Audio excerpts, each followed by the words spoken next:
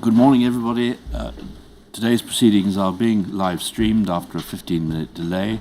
Those with mobile telephones may use them to report what they hear in the hearing room, but only after 15 minutes have elapsed since the event that they're reporting.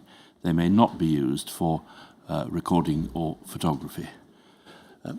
Ms. Hemingway, there is a topic which we have, I think, agreed that I should raise with our witness first, and then we'll proceed to your ordinary examination. Thank you. Could the document MPS 0527068 be put up on the screen, please? You've been provided with hard copies of this, albeit redacted. Yes, sir. Right. Have you had the opportunity of looking at them? Yes, sir. The redactions are there to conceal the name of the landlord, Yes. and the handwriting which purport to be his. Yes. This is the document which was used to verify and require payment of the rent of £685. Yes. We know perfectly well that the rent wasn't £685, Yes. And you have already criticised that. Yes. What I'm anxious to try and get at is how this document came into existence. You said that Carlo Soraci may have been right in thinking that someone in the office prepared this for the benefit of the auditors who funded the SDS. Yes. DS Beals was the cover officer for Carlo Soraci, Yeah. and was in place when this document was created. And it, I think, would follow from that if anyone were creating this document in the office, it would be him. Am I right in my assumption?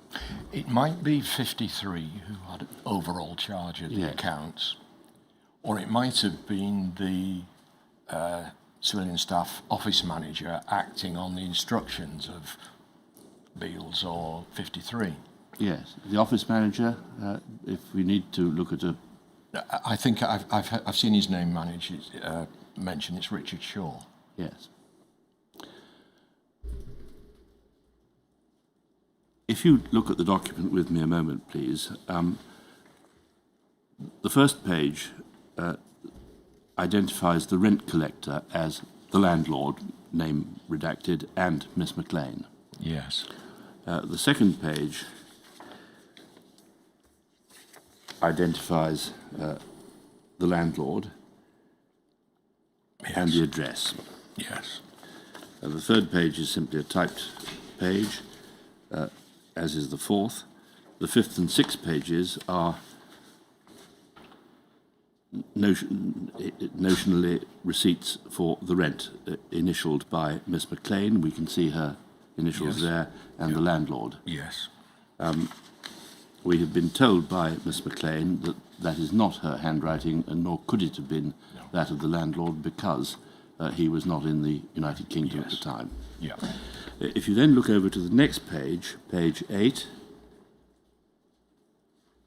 that is what looks like the first page of the assured short-held tenancy agreement. Yes. It isn't complete and it's not signed, but it looks like the first page, and it gives, it identifies the landlord on it and the tenant, Carlo Neri, and the rent, £685. Yes. So this is, as it were, the formal lease document. Is it your suggestion that this document might have been created by someone in the office? Yes, it might have been. On the face of it, this would look like someone in the office, for reasons that I can't understand, forging documents so as to mislead the auditors. Yes. The auditors would have been used to auditing the accounts of covert units throughout the police, and I think this was to save them the embarrassment, I would imagine, of having to audit accounts where there wasn't the required receipt. And it would have been a burden upon them if we were to say, well, actually, we've forged it. It would be simpler just to present them with this and not bring them into the awkward situation which you just described, sir. And I'm just guessing. I can't think of any other reason for doing it. I know there is a supplementary worry, which has just struck me, that the people in the office could be in cahoots with 104 to share the proceeds between them of the difference between the rent that was paid out, and I can see that now, just this instant, but I can assure you it wasn't that. That possibility had, I'm bound to say, not occurred to me. I had. Right. We're hearing from Mr. Beales tomorrow. Yes. And, I'll be able to make my own. He'll be able to give his own account of it, and I'll be able to make my own judgment about him. Yes, but indeed. I did not have that in the back of my mind. Right. But your evidence is that it is a distinct possibility that this is not Carlo Sirachi forging the document, Yes. but someone in the office Yes. forging them, Yes. with a view to presenting something to the auditors. Yes. Rather than no receipt or no rent book at all. Yes. Yes, that's exactly it. Okay, thank you. Yes, Ms. Hemingway. Thank you. Mr. Dell, just a few bits to clarify from the evidence yesterday, please. In terms of the timing of the prohibition on sexual relationships, can I refer to HN3's evidence about this? He gave a statement, and it was his statement to her, an MPS 0723153, please. If we go to the first page, we can see that this is an interview, notes of an interview on the 9th of July 2013. If we go to page 7, please, at paragraph 2.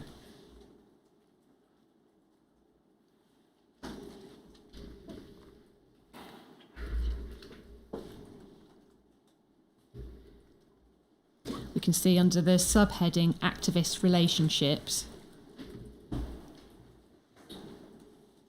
So paragraph 2 under the subheading.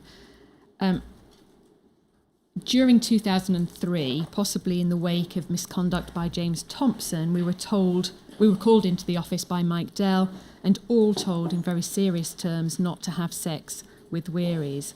It was also about this time that I signed the codes of conduct around use of documents and discipline when deployed.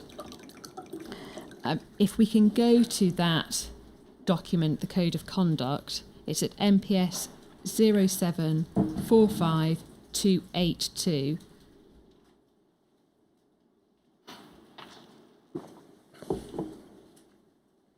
And if we can go over the page, we can see that HN3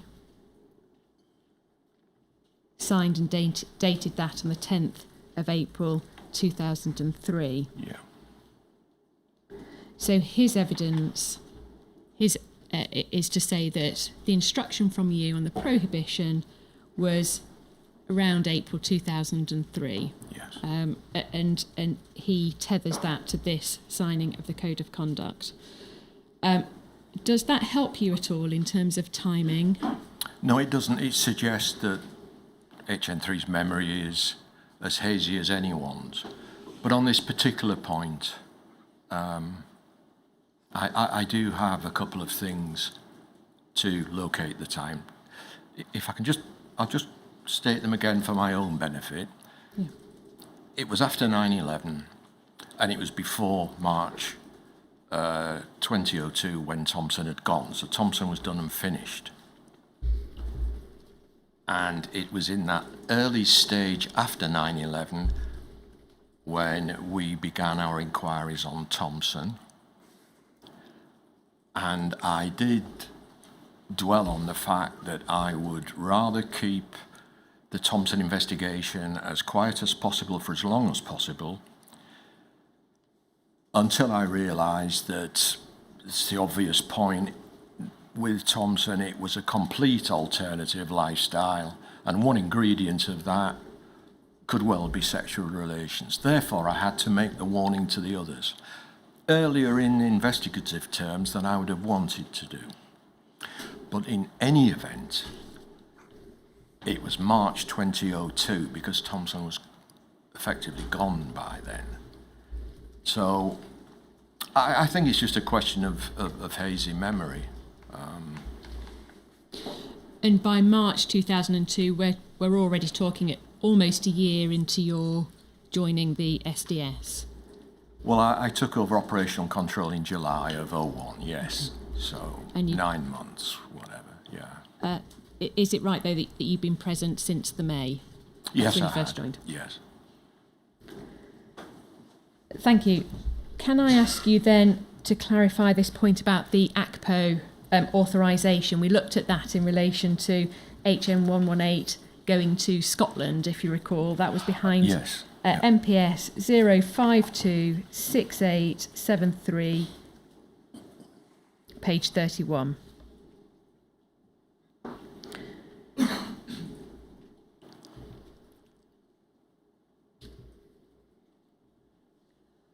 Yes. And you rightly noted that quill feather was a completely different code name to the one that he would normally have, which is red herring. Yes. And we understand that quill feather code name was for the operation that was G8, and because it was up in Scotland, he had a different code name for that. Yeah.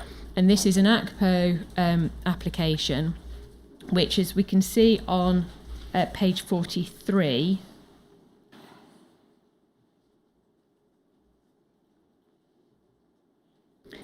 towards the bottom, we should be able to see that is signed by DI TN24, that's the cipher, on the 21st of June 2005, and TN24, if you need your cipher list, is somebody from C Squad. I know who that will have been, yes. Yeah. That's a person from C Squad, is it? Yes. Okay. We can see on page 45 that it's signed off by you.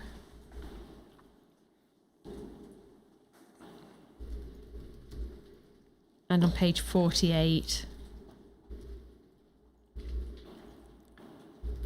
by Commander Williams. Yeah.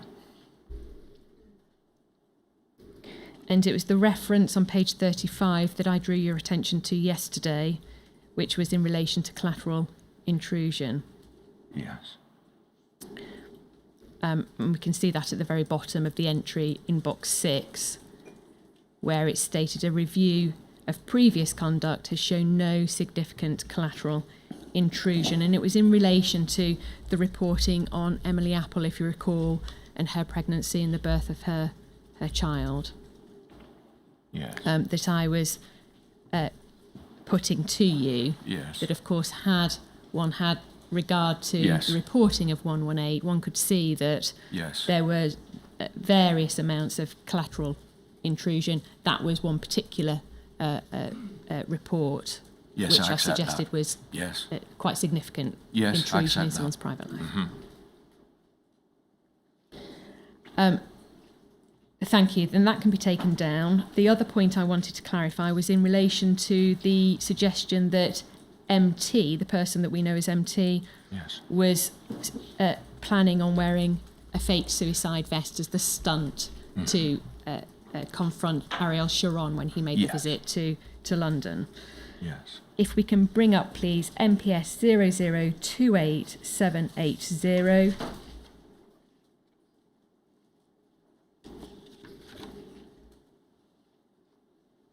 That was the report that I referred you to, that we understood was HN18 relaying that plan over the phone to somebody in the back office. Yes.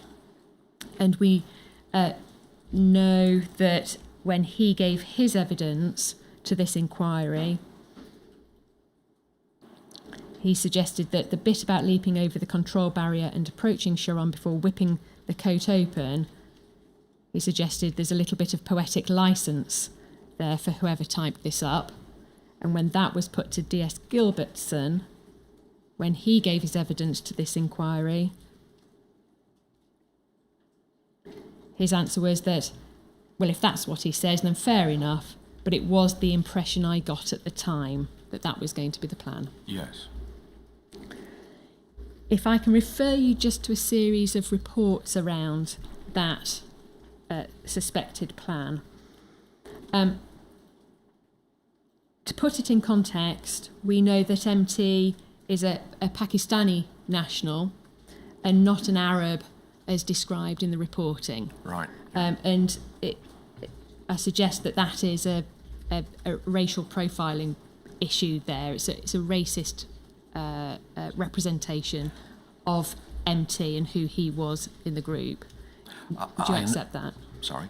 I understand the question, but I think it's just an honest mistake. The reports on the Sharon incident become increasingly more fantastical, I suggest. If we can go to the first one, MPS 0027866. This should be a report from the 15th of July 2003.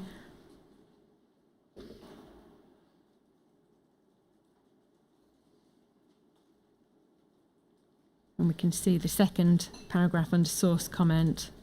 Yes.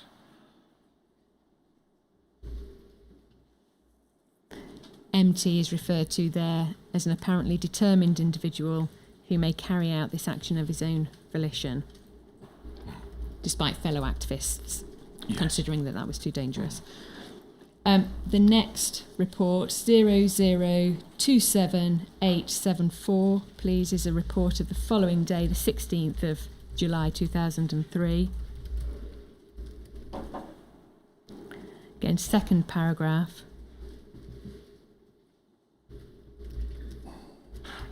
You can see the suggestion that MT was talked out of doing it, having had a long conversation with Guy Taylor, the de facto head of Globalised Resistance. Yeah.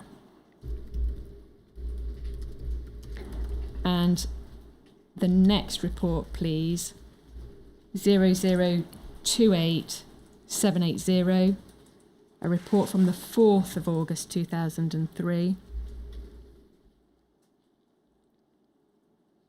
And in particular, the third paragraph. This is the report we've already looked at, but it's the third paragraph here. Yeah.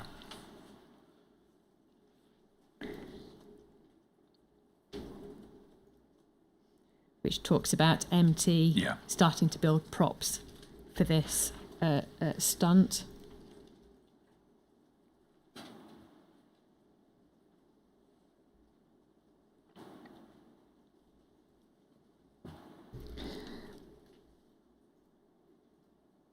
And at the very bottom of that page, under the source comment again, we can see that it says, perhaps fortunately, MT was talked out of this potentially suicidal endeavour by two other members of the Globalise steering committee. Yes.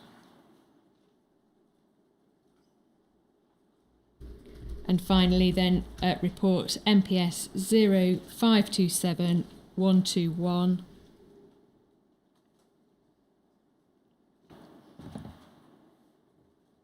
At page 3, please.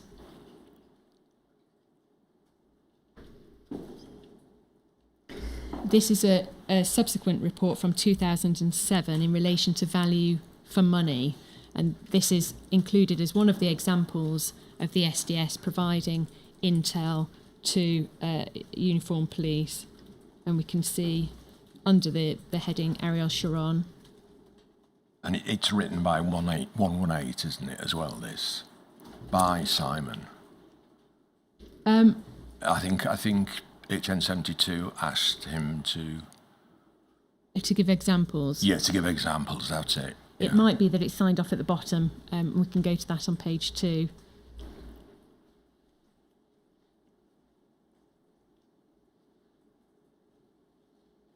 Yes, you're right. He authored that document. So going back to page 3, please.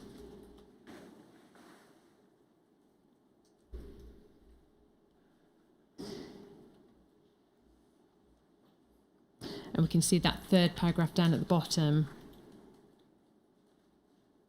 about the SDS provided detailed and highly accurate intelligence on this endeavour, and eventually the SDS officer was able to persuade the de facto leader of the group to confront MT about the action, and the officer was then one of the two people picked out by that individual into talking MT out of carrying out his plan the next morning, and this was successfully achieved, and the dummy vest was retrieved by the officer and destroyed. The fact that MT is referred to throughout all of these documents, when we've heard evidence that MT was not involved in this at all, in fact, it was a white British male who had initially voiced this in a jokey way and was quickly talked out of that in a social environment. Yes. This ongoing reporting, and then to present it as a realistic plot that had been foiled by an SDS officer in respect of an Arab man that was threatening to pull this stunt on such an important state visit, or Prime Minister's visit. Is that an elaboration or embellishment of his reporting to present this as value-added reporting for public order policing? Yes, I'm aware of that discrepancy. Are there any more documents that can help me when this was presumably put to 118? What was his response to this discrepancy in the evidence? Because I don't think I've seen any. Is there a response anywhere? It was put to him that this was not the right person. Yeah. During his oral evidence. We can find his response if you need it, but no, I don't need proof. It's just I saw his oral evidence, but I haven't retained all of it, and before I answer, I just want to see what his response was. I think it was MT that said, I had nothing to do with it at all. It was a completely different person. But what did 118 then, when that was put to him, say? Oh, I see what you mean. Yeah. We can pull up the. I don't need proof of it. Okay. He thought he was right. That's all I can say. A conflict of evidence. I'm afraid I can't help. You believed everything that he was putting forward in the report, presumably, and you thought that this was a significant piece of reporting. Yes, this was the basis, of course, of the whole operation, the trust which we spoke about yesterday. And this is why it's so disastrous when that trust is betrayed. And I'm not saying he betrayed the trust. It's such a pivotal point. And I can't go past it, I'm afraid. I don't have anything else to add to it, either to defend or attack him.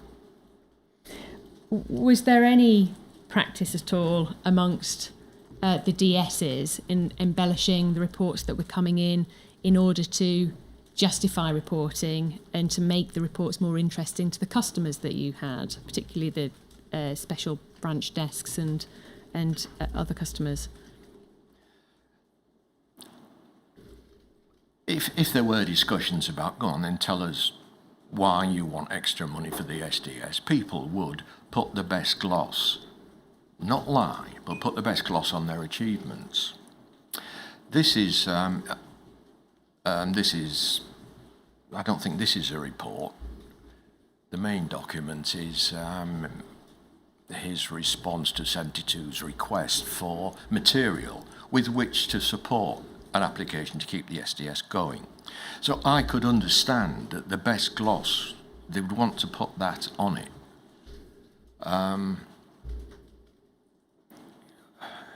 I say it's 2 years after I'd left, but I can understand that they'd want to do that.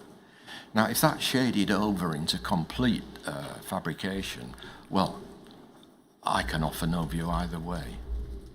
And the sense that MT is being put forward as the suspect as a young Arab man with extreme left-wing political views, as opposed to the other evidence, yes, which is that it was just one of the white British fellas in the group.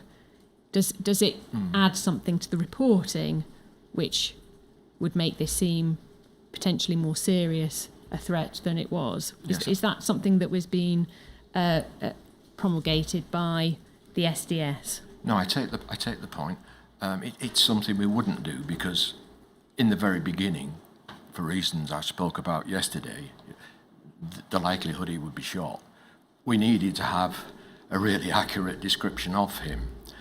And that's gone way past embellishment to fabrication if we accept that he was doing it deliberately.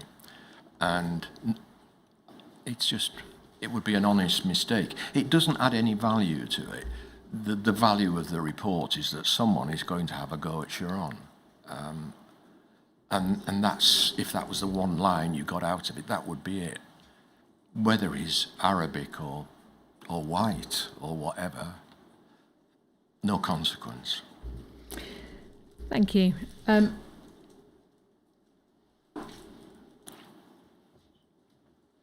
Sorry, just to clarify, I think I suggested that MT was of a Pakistani national. It's not. He's got Pakistani background. Right. So it's his ethnic, his race rather than Yes. his nationality. Yeah.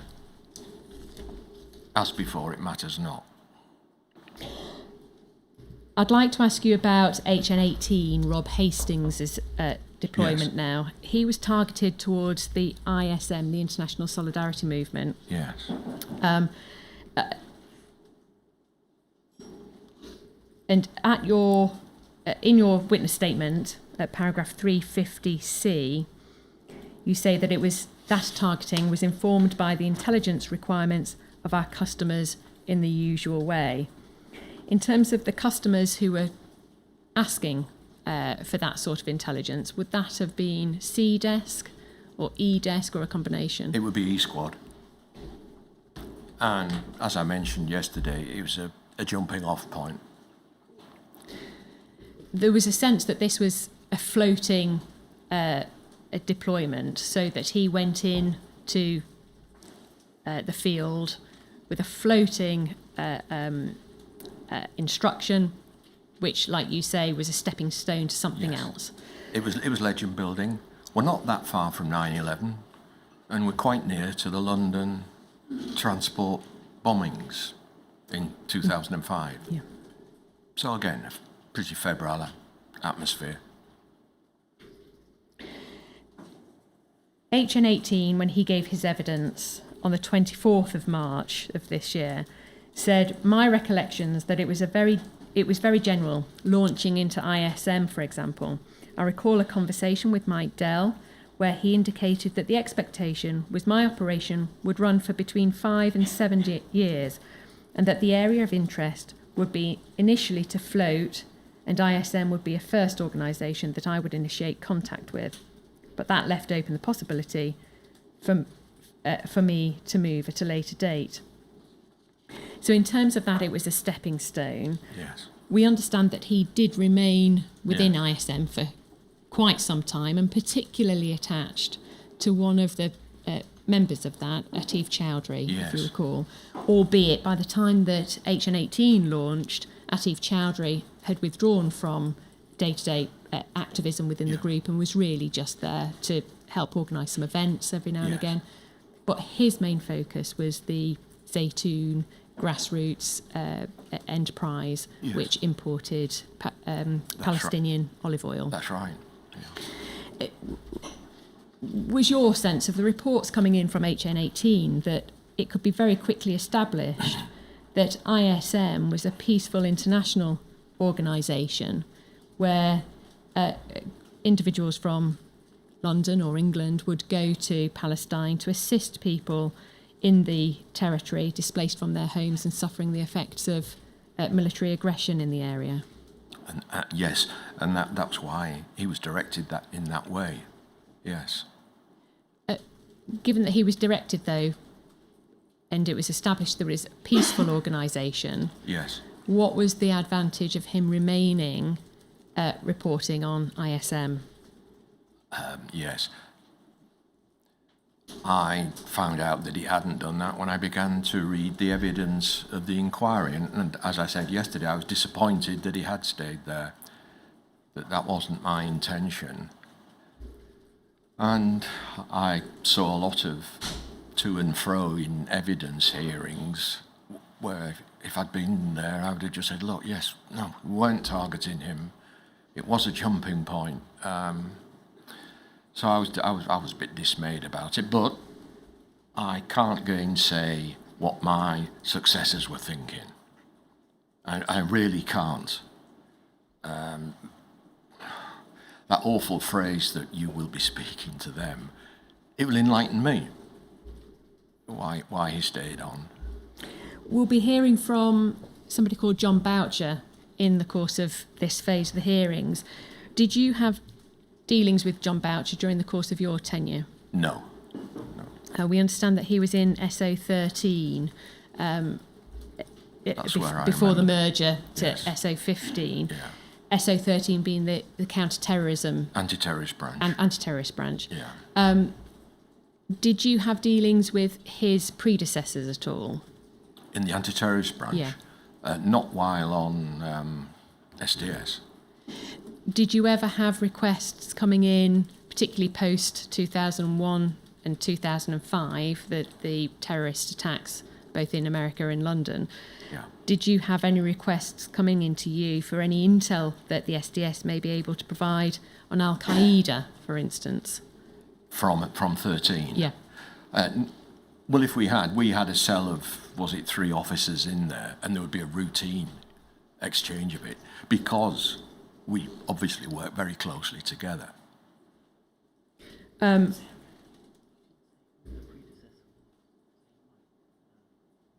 Okay. Could you identify who John Boucher's predecessor was? Sorry, which role was he? In SO 13. Oh, in SO 13? Yeah. Was there anybody that you had a particular contact with in SO 13? No, we would have contact through the cell, which were see. three SB officers in there. And during my time, I can't recall us ever having contact through the cell, either way. And when you're talking about the cell, is that the cell that coordinated between SO 12 Special Branch and SO 13 yes. Anti-Terrorism Branch? Yes, they're 3 branch officers, Yeah. and they were the go-between at that level. Yeah. And obviously, there was extremely close working relationship, which is probably why they merged them in the end.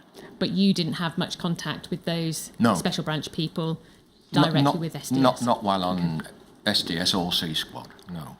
Is this cell, as you call it, 3 branch officers in E Squad?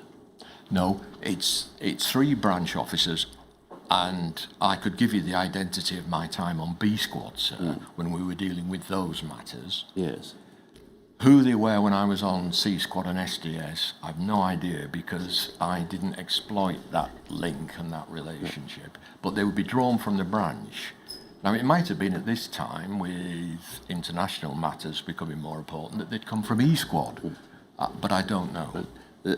This is a special branch cell Yes. of 3 special branch officers Yes. who communicated intelligence to whichever squad needed to have it.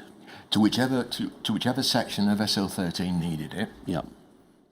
and would also bring requests back to us from SO 13. Yes. And it was at that level. There was much higher level of cooperation as well between the 2 commanders.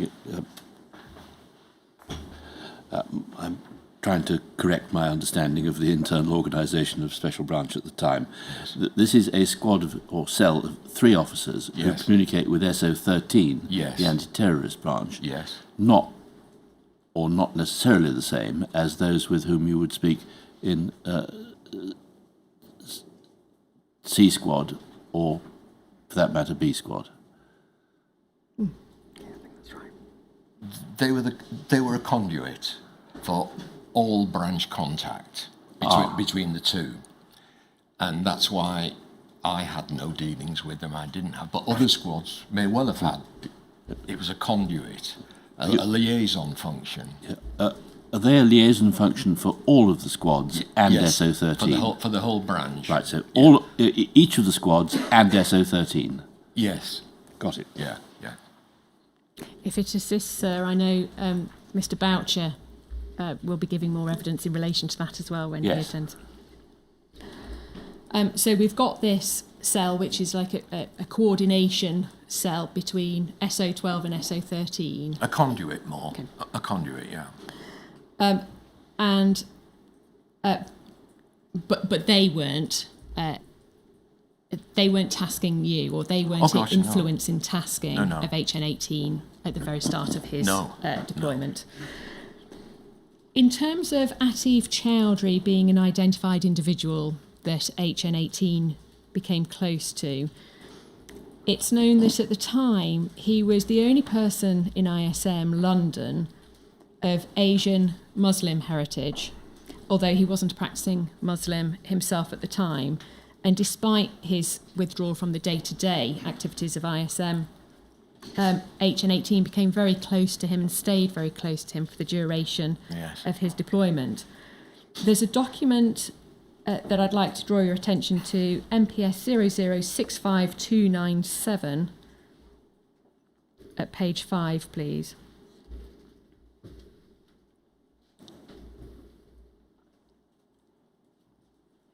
And sorry, what was the date? Sorry, ma'am. The date of this... sorry, what was the date? I think if we go back to the top, we'll be able to see it. I think this is an overview of ISM, so it'll be dated later. I have a date of March 2006. It's certainly post your deployment. Okay, no worries anyway. Okay. It may even have been drafted in 2007. No matter. But the references in relation to two recent suicide bombers had travelled to the region as members of the ISM. Yes. If that can be shown on the document. So it's at the penultimate paragraph at the very end of that penultimate paragraph. This reference to two recent suicide bombers, we've seen evidence that relates to the suicide bombing of a bar. Yes, Mike's Bar, yeah. Mike's Bar, yeah. Which was in 2003. Yeah. So it had been a number of years previously. Yeah. Sorry, I may have got the date wrong in relation to that.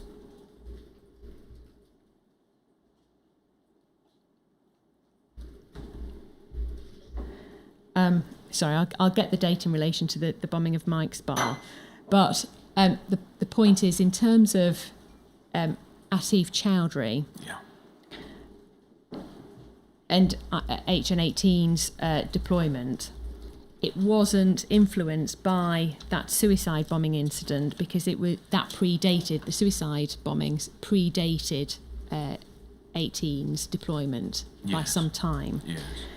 And the two suicide bombers had not been identified as ISM members. No. And both of those had been killed, one in the suicide bombing event itself and the other being found dead shortly thereafter. One in the sea, yes. It was 2003. Yeah, so it was 2003, the bombing. Mm-hmm. So you may not be able to help us with this actually because it does post-date. I retired in 2005. 05, yeah. Sorry, bear with me a moment. I'm just getting my dates right in the right order. Were you aware in 2003? It's the 30th of April 2003. You were aware of the bombing of Mike's Bar. That would have been something that was on your radar. Is that right? Yes. And it was in the news. Yes. And the identity of those two suicide bombers was known. Yes. and there was an investigation into that, they had gone for tea, I think. They'd met an ISM member for tea, Yes. but the ISM member hadn't known those two people. Yes. And they'd attended a vigil Yes. at one of the sites in the Palestinian territories, Yes. and then gone on and committed their criminal act. Yes. It was known to you at the time, is that right, that they had not been engaged at all with ISM in England? I don't know. What do the documents show? And obviously I accept whatever they show. I don't. Well, they don't show any connection at all. In fact, the ISM member... Yes, I remember the documents, but the dating of them is during my tenure. If it... Yeah. Well, I accept that, yes. So the date of the bombing was 2003.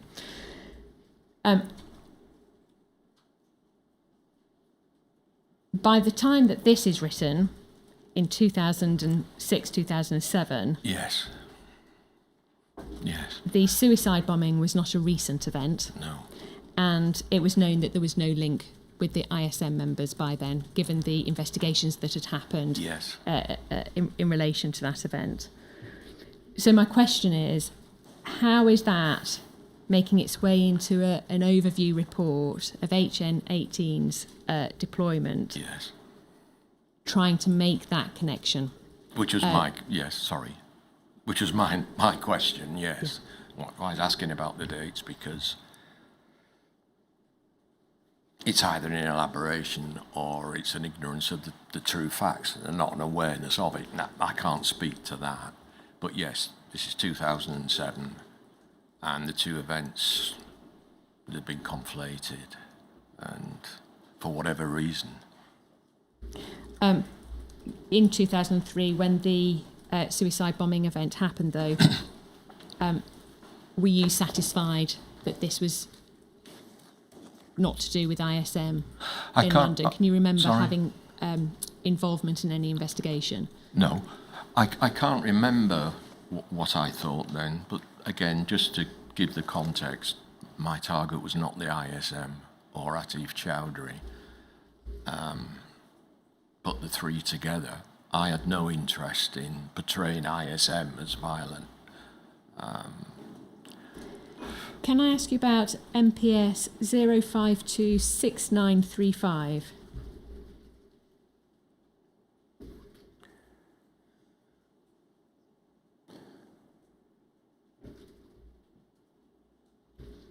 I may be able to assist with the date of the document that you were looking at. My note suggests that it was updated in March 2006.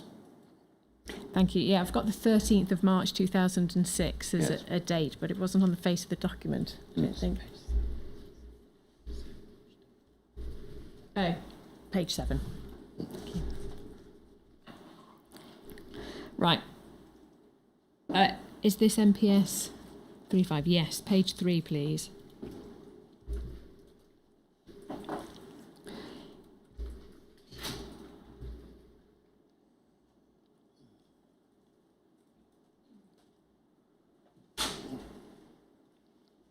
We can see that this is a later document, at least post the 11th of September 2007.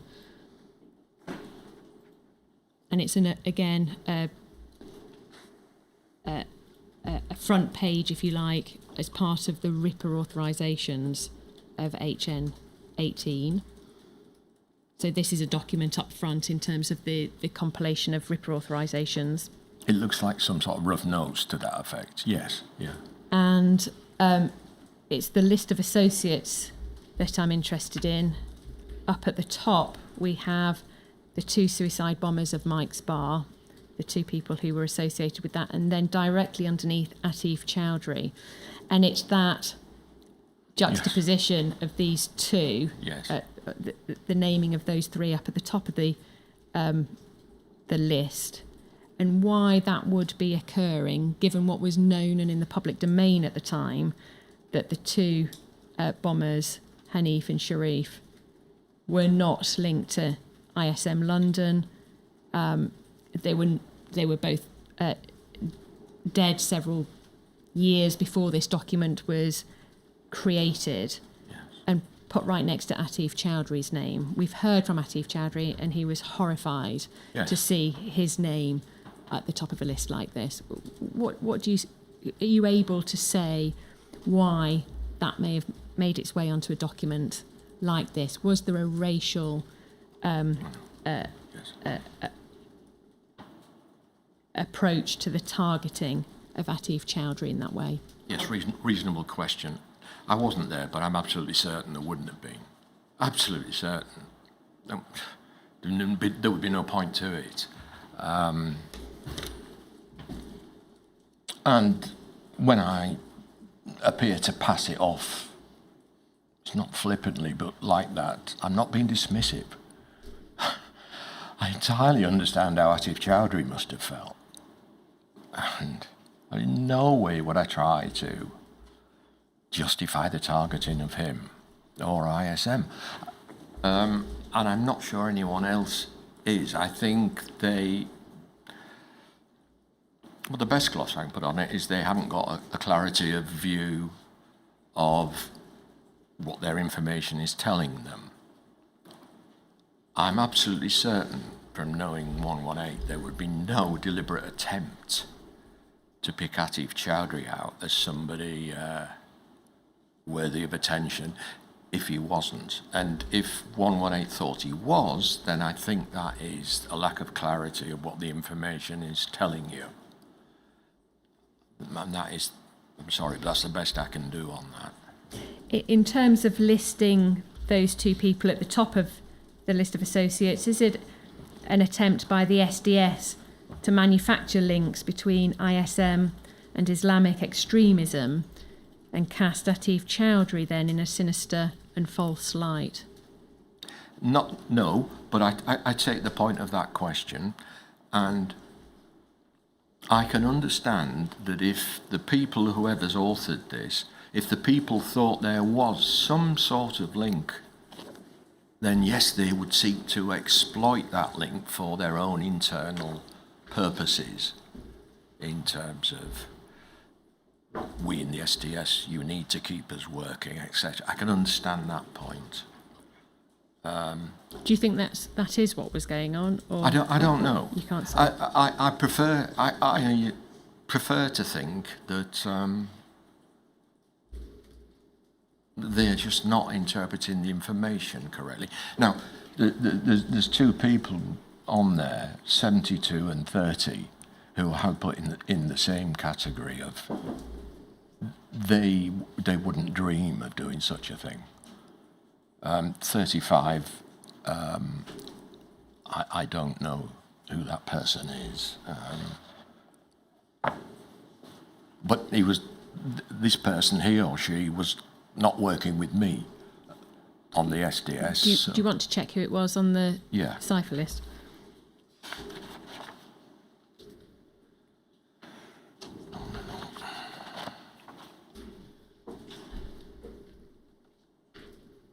Oh, yes, yeah. That was a C Squad officer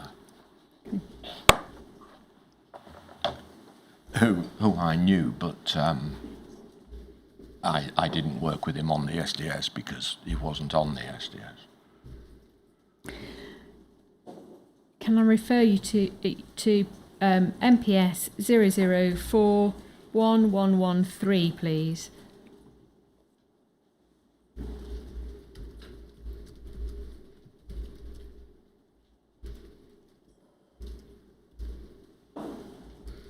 And we can see here, in relation to Common Wheel, HN18, value to C Squad, provides information on demonstrations, pickets and other events relating to left-wing activity, more especially concerning issues relating to Stop the War, the Palestinian issue, and public order activity concerning ISM. In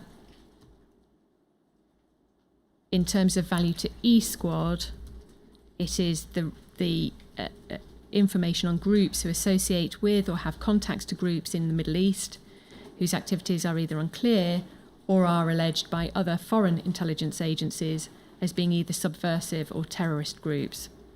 And Commonwealth's activity takes him into close contact with both foreign and UK nationals whose main aims are overseas, but due to the prosecution of their campaign, intentionally cause or potentially cause profound embarrassment to the UK government. Is it that embarrassment and the potential for embarrassment to the UK government that really led to why he was targeted towards a Palestinian support group in England? No, I think that's part of the general tasking. The profound embarrassment was, I would interpret that to mean, is that a bomb explosion. The government hasn't got a grip. We know how the press goes into overdrive immediately after such an event, demanding immediate answers. And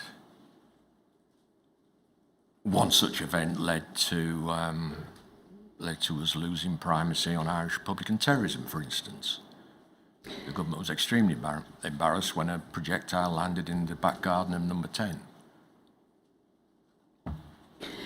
Who was,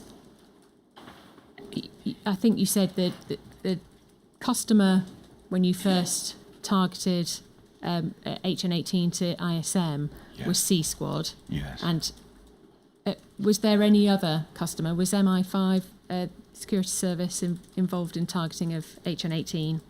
I can't remember at which point I started discussing the refocusing of the unit to this area with security service. If I'd spoken to them as early on as that, it wouldn't have been in terms of the value of targeting ISM for the reasons we've discussed. But obviously, as time went on, and particularly after the London bombings, the relationship with security service was closer, much closer, which was normal.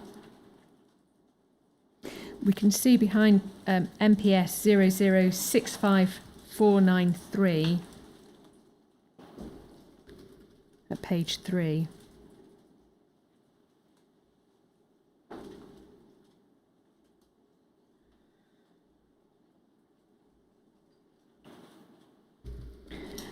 This is the annual review of performance review of HN18.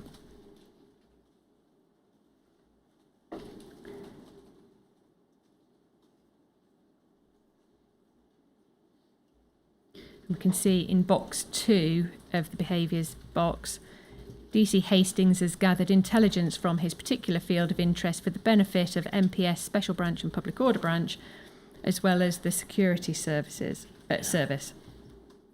Yeah.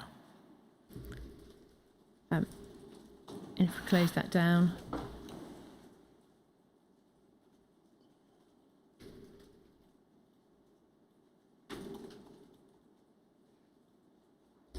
And reference is also made to the security service in the box down at the bottom, the reporting officer's overall comments and rating.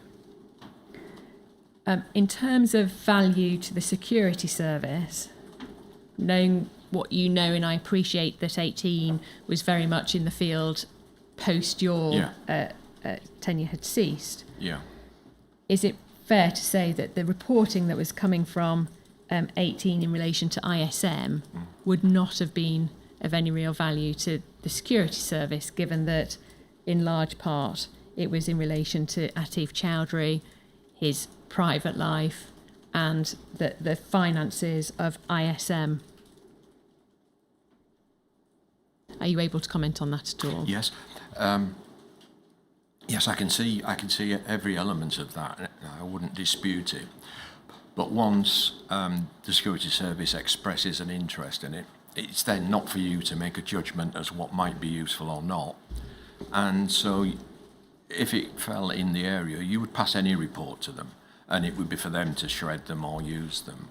We wouldn't second guess what their intentions were. We would just comply with the requirements.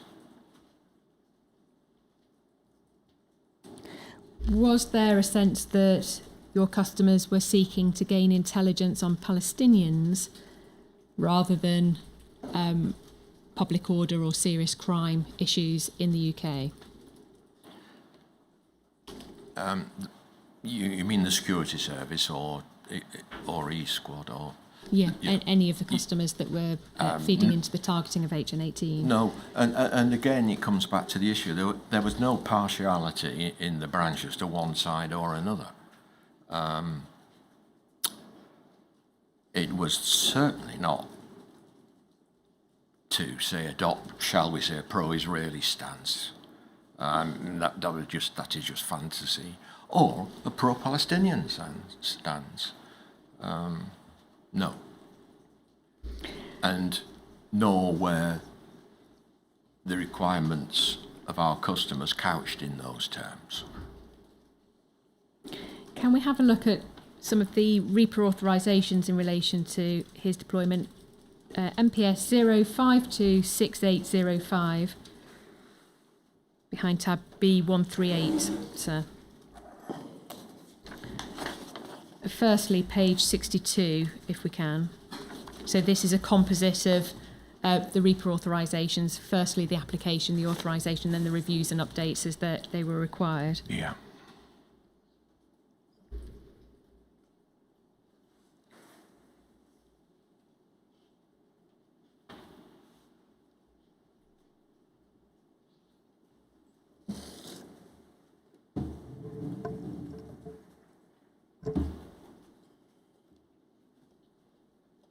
And we can see reference of that fourth bullet point to information assisting police to proportionately control public order situations at legitimate business interests, particularly at Marks and Spencer's and Caterpillar. Yeah. In terms of those events, and this is now the 3rd of December 2004, so still within your tenure. I think it's a review which follows the last review on 3rd of December. Okay, so up until the 3rd of December 2005. Yes, yeah. Do you recall events taking place in protest in relation to M&S and Yes. Caterpillar? Yes, in relation to Israel's actions, yes. And the reason why they were protesting against Caterpillar was because Caterpillar provided the construction vehicles to demolish homes in the Palestinian territories. Yeah. Some of the one of the protests was to walk into, I think it was John Lewis, and put Caterpillar boots on and stand in the shop for some time, and protest in that way, create a disturbance, create some attention, Yes. and get the message across. In terms of that being public order situations that would require an undercover police officer to infiltrate the group to provide information to the police in that way, Yes. would that be, in your view, a disproportionate use of undercover policing for small-scale types of events, direct action like this? No. It would have been if we know that 3 people are going there and we then decide to infiltrate those 3 people. The fact that there are only 3 people going is the product of someone being there. And this is the crucial difference. Sorry to go on, but it's way back to 68, that we have to be there beforehand, proactively, not reactively. And so no, I wouldn't. If at some point it became apparent that this particular group was doing nothing else but putting Caterpillar boots on and there are only 3 of them, then yes, it would become disproportionate. But it's good news for uniform that no, you don't need to deploy any extra resources. Can we look at page 73, please?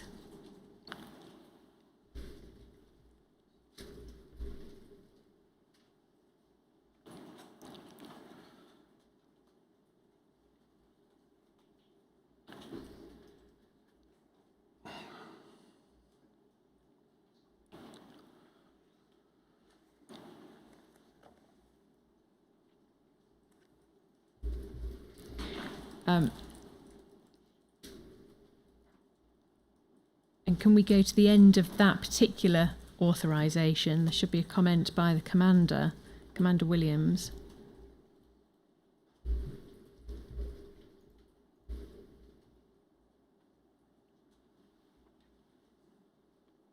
And the next page.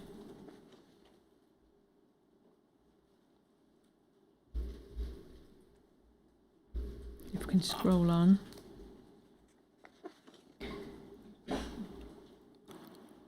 So it's this page 77.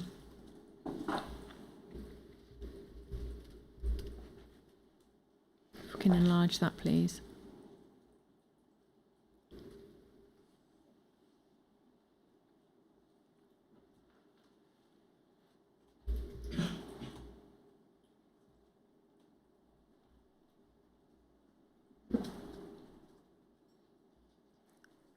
We can see the authority for conduct, which is signed off by Commander Janet Williams, to allow for the deployment from the 24th of August 2004 to 2005 for that year. Authorises it for specific reasons: prevention of public disorder, early detection of attempts by those same individuals and groups to subvert legitimate forms of protest. And that conduct will include establishing relationships with members of globalised resistance who will not know the sources of police officer. Anything more intrusive than the establishing of relationships and living the life of the committed activist is not authorised. And the controller being you, I think, wasn't it? Yeah. And the source are aware that the legislation provides for unforeseen circumstances, that those circumstances will be brought to my attention, and that no further action beyond that which is necessary to ensure the safety of the officer will be taken without my authority. Yeah. How much information was sent to Janet Williams in relation to this deployment? Is it the Reaper authorisation, that's the extent of it, or was she involved at any other point during the course of the deployment? She would discuss the authorisation with me before she signed it. And did she ever challenge you in terms of the extent of the authorisation? Yes. And ask for further information in relation to the deployments? Yes, very, very thorough investigation by her, yeah.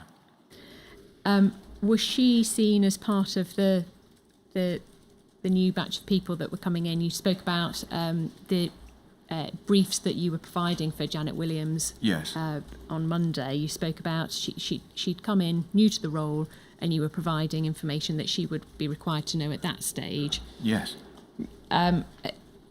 In terms of her approach to the authorisations, was she asking questions? She was querying the yes. Proportionality of this Yes. sort of deployment? Yes, very thorough, yeah. And did you feel that you were able to justify HN18's deployment, given what you knew by this stage of ISM in particular? Yes, because of my aims for him. And Janet Williams certainly wouldn't have signed that unless she was satisfied with what I was saying.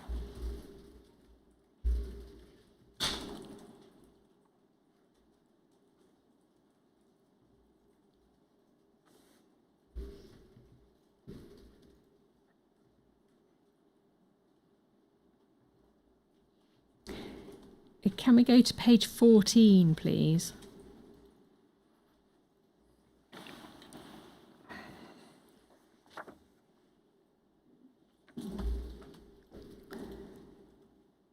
If we can go to the page, the beginning of this authorisation. So this is an update. So I think the date will be at the end of the authorisation, so a few pages down.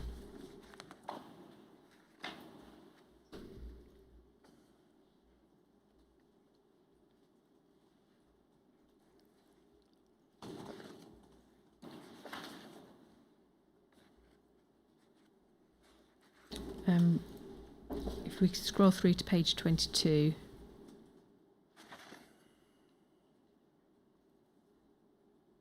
We can see this is signed off on the 1st of September 2005 by HM53, and over the next page, please.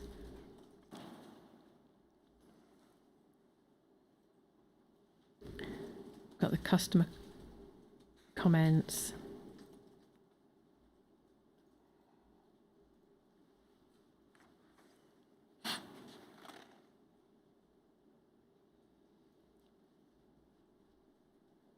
So this is a 2005 document. Going back to page 14, please.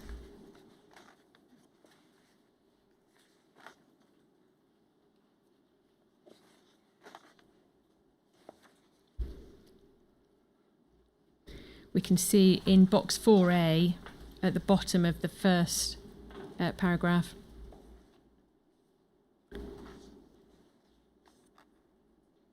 reference to the ISM playing an increasing role in self-appointed monitoring of coalition forces in Iraq. And although UK-based, its primary focus is on the Israeli Defence Forces. Whilst there was a focus on Israeli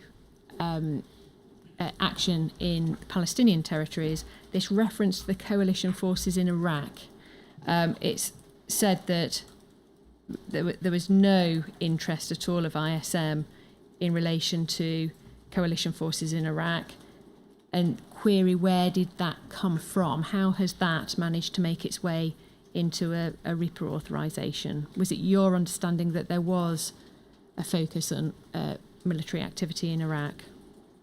Now, I have to say that that's news to me. I'm hesitating because I haven't applied for this, although I'm the controller. I'm hesitating because I'm not ducking out a responsibility for it. So I'm hesitating to think, what is the context here? And I can't answer that. I don't know why that's in. Would that have triggered further interest in ISM that perhaps wasn't justified?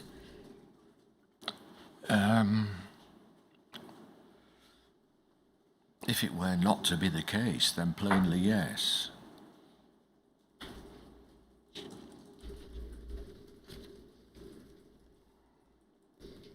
Can I look at MPS 0042125, please?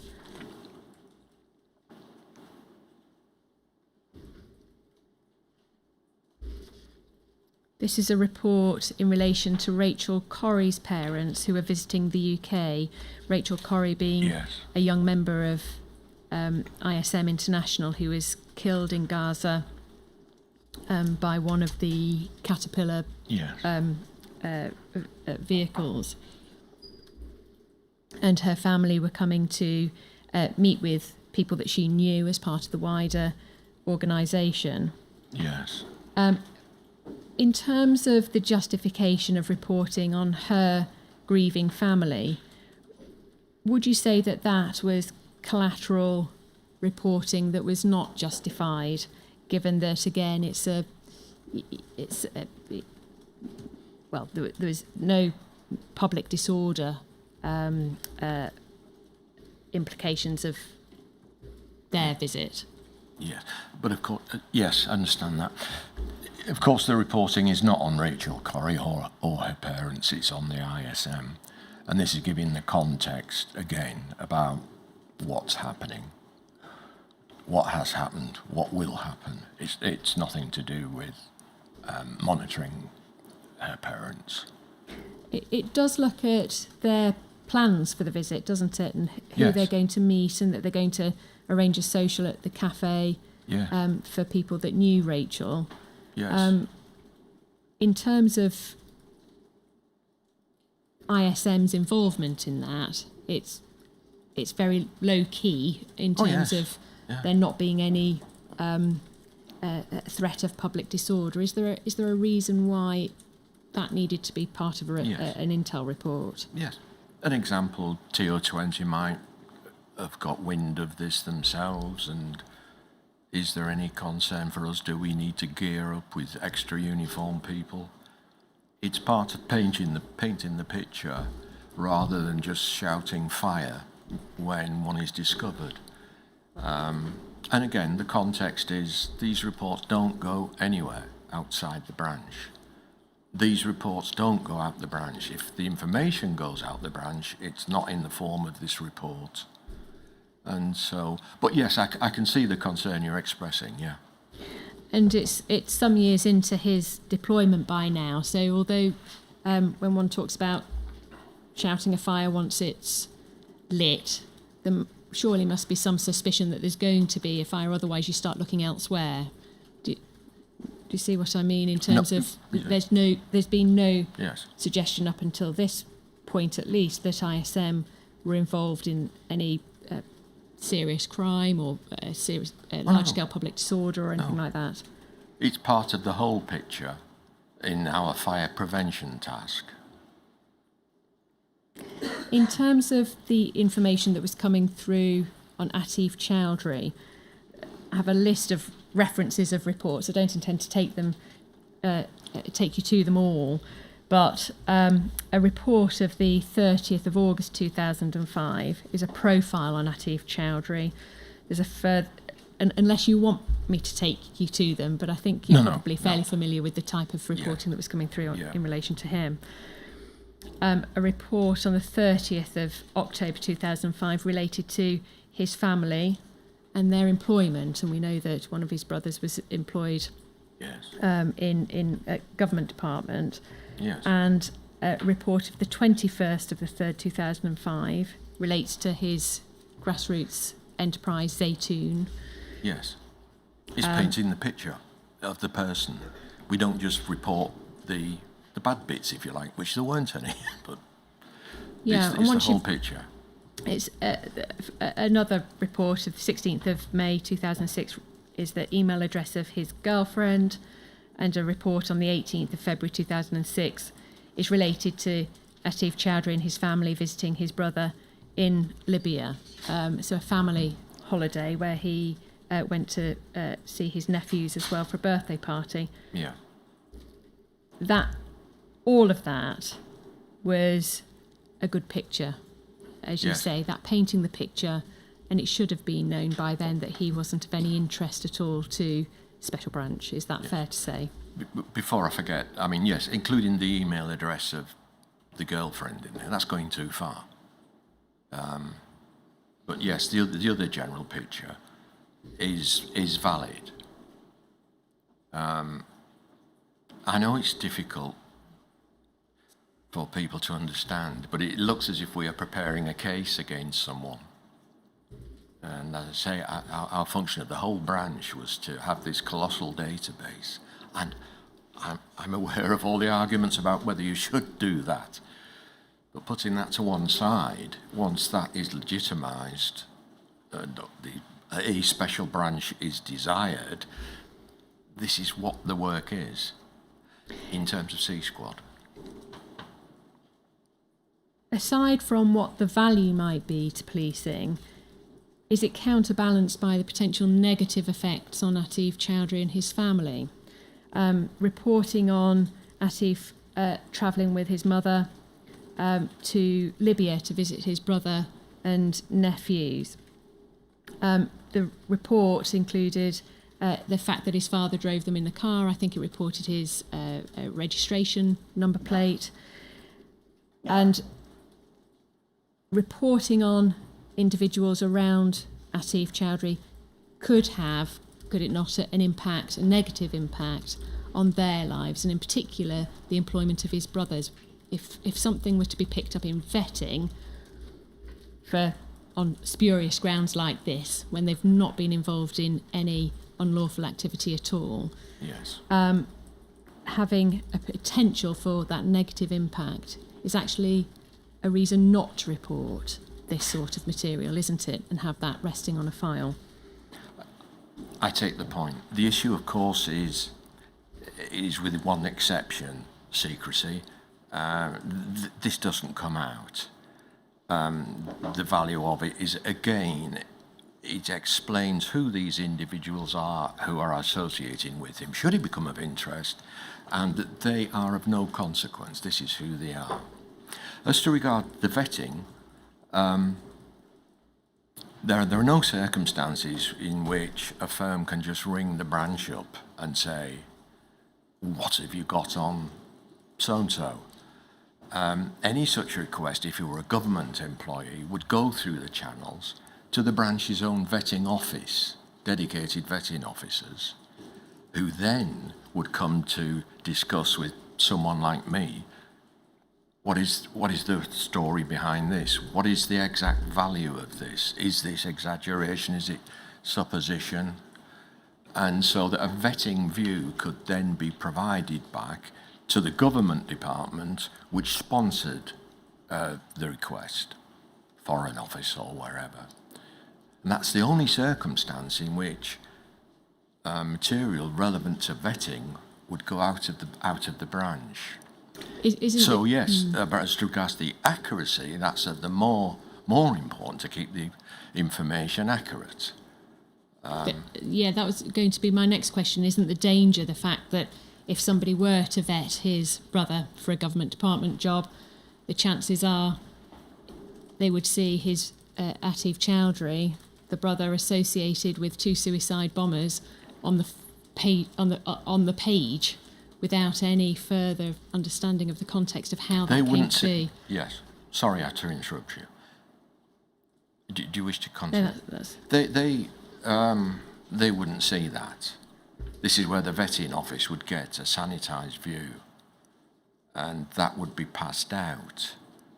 I take your point entirely, but if the information is incorrect, I have personal experience of that proceeding myself when I applied as a PC, that I was rejected on erroneous, not full vetting grounds, but initial grounds of vetting.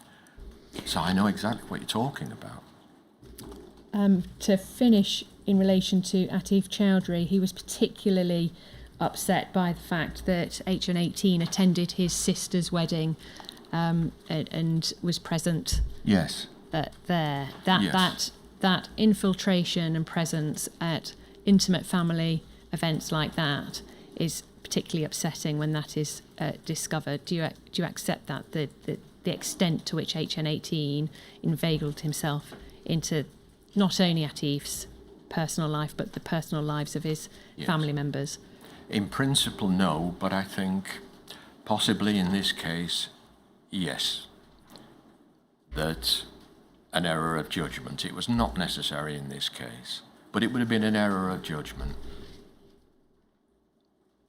because Atif Chowdhury was not of a stature as a target to warrant something like that,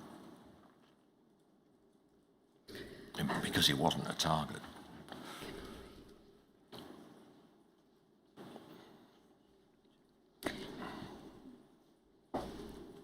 Sir, I'm about to move on to the issue of true spies. It may be that we take a slightly earlier break. Certainly. I have a question before we rise, and it may require you to think and write something down during the break. You may remember being asked about 40 minutes ago about the reasons for reporting on ISM, yes, which included, and I quote, that they could potentially cause profound embarrassment to the UK government. Yeah. Now, your answer about that was that was embarrassment from press reporting about the government failure to deal with bombing, if I've correctly understood your answer. Maybe I've not expressed it correctly then, sir. I in no way intended to link ISM to I'm not for a moment suggesting Sorry? that ISM Right. should be linked to, Yeah. bombing, but your explanation of the reference to something that was which could potentially cause profound embarrassment to the UK government. Yes. Your explanation was that if there were bombs Yeah. exploded, then the press would criticise the government for failing to deal with it Yes. beforehand. Yes. Just answer my next question, yes or no, if you would. Is that the only reason why that phrase appears in the document?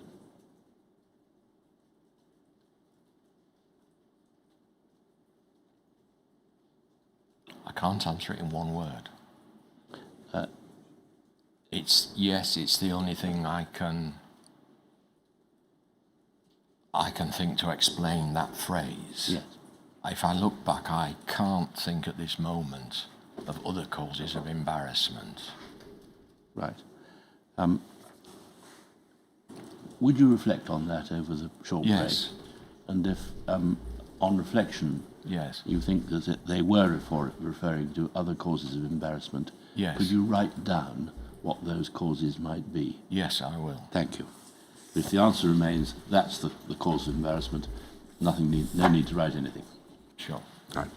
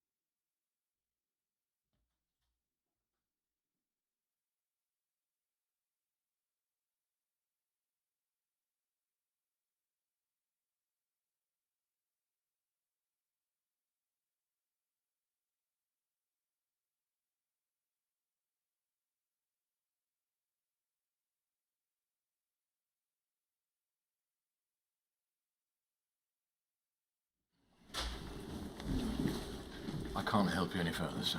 Thank you. Yes. Thank you.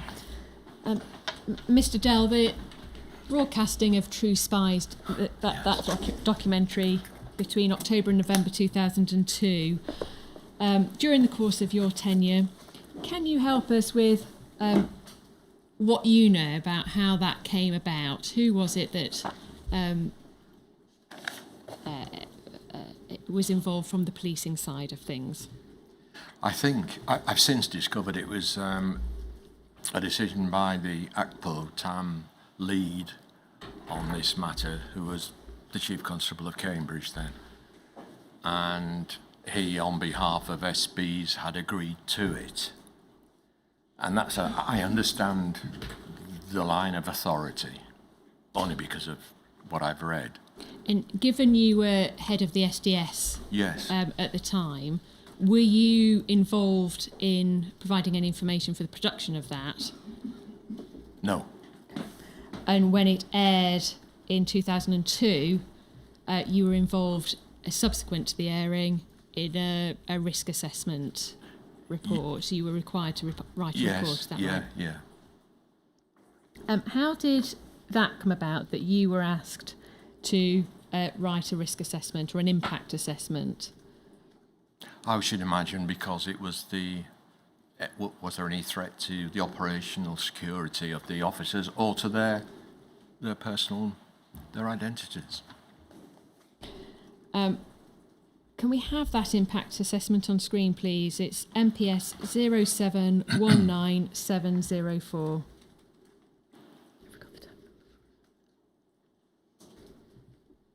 And we understand the date. The date's on the face of the page, 28th of November 2002.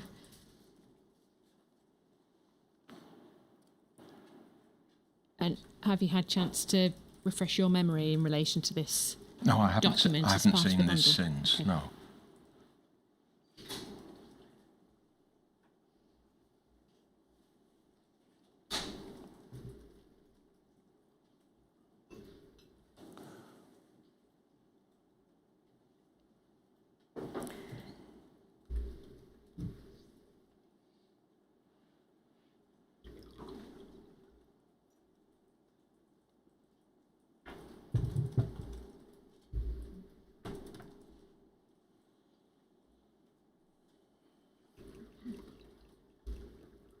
Yep. Have you had a chance to read that? The penultimate bullet point, please. The consequences of the near identification of John Dines as an undercover police officer. What did you know about that at the time? Yes, and I smile because that is news to me. I'd forgotten I'd written this.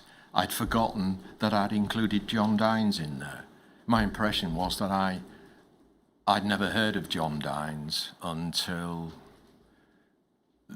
the final attempt by Helen Steele to trace him. So I smile when I see that and say, oh, obviously I've consulted other people. So other people will have fed into this? Oh, yes. Did Bob Lambert feed into this report? I wouldn't have imagined so, no. I think I would have been speaking to 53. Okay. I barely remember the report, and I can't see myself going outside the SDS.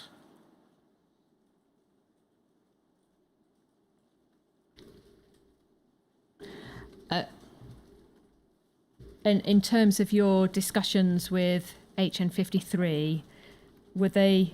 It was a thorough research in terms of the risks in light of True Spies. Is that fair to say? Can you recall what HN53? Yes, I understand. I'm just going up to the preceding sentence before the bullet points, just to help myself. If we can have the second page on screen as well, please, that will help.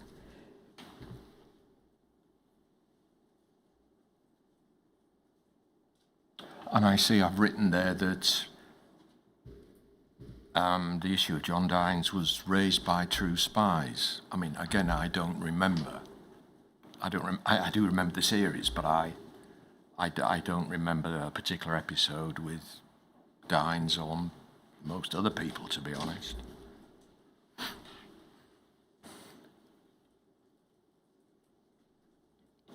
And we can see... Well, I refer on the second page, point 2, to DI 53's thorough research.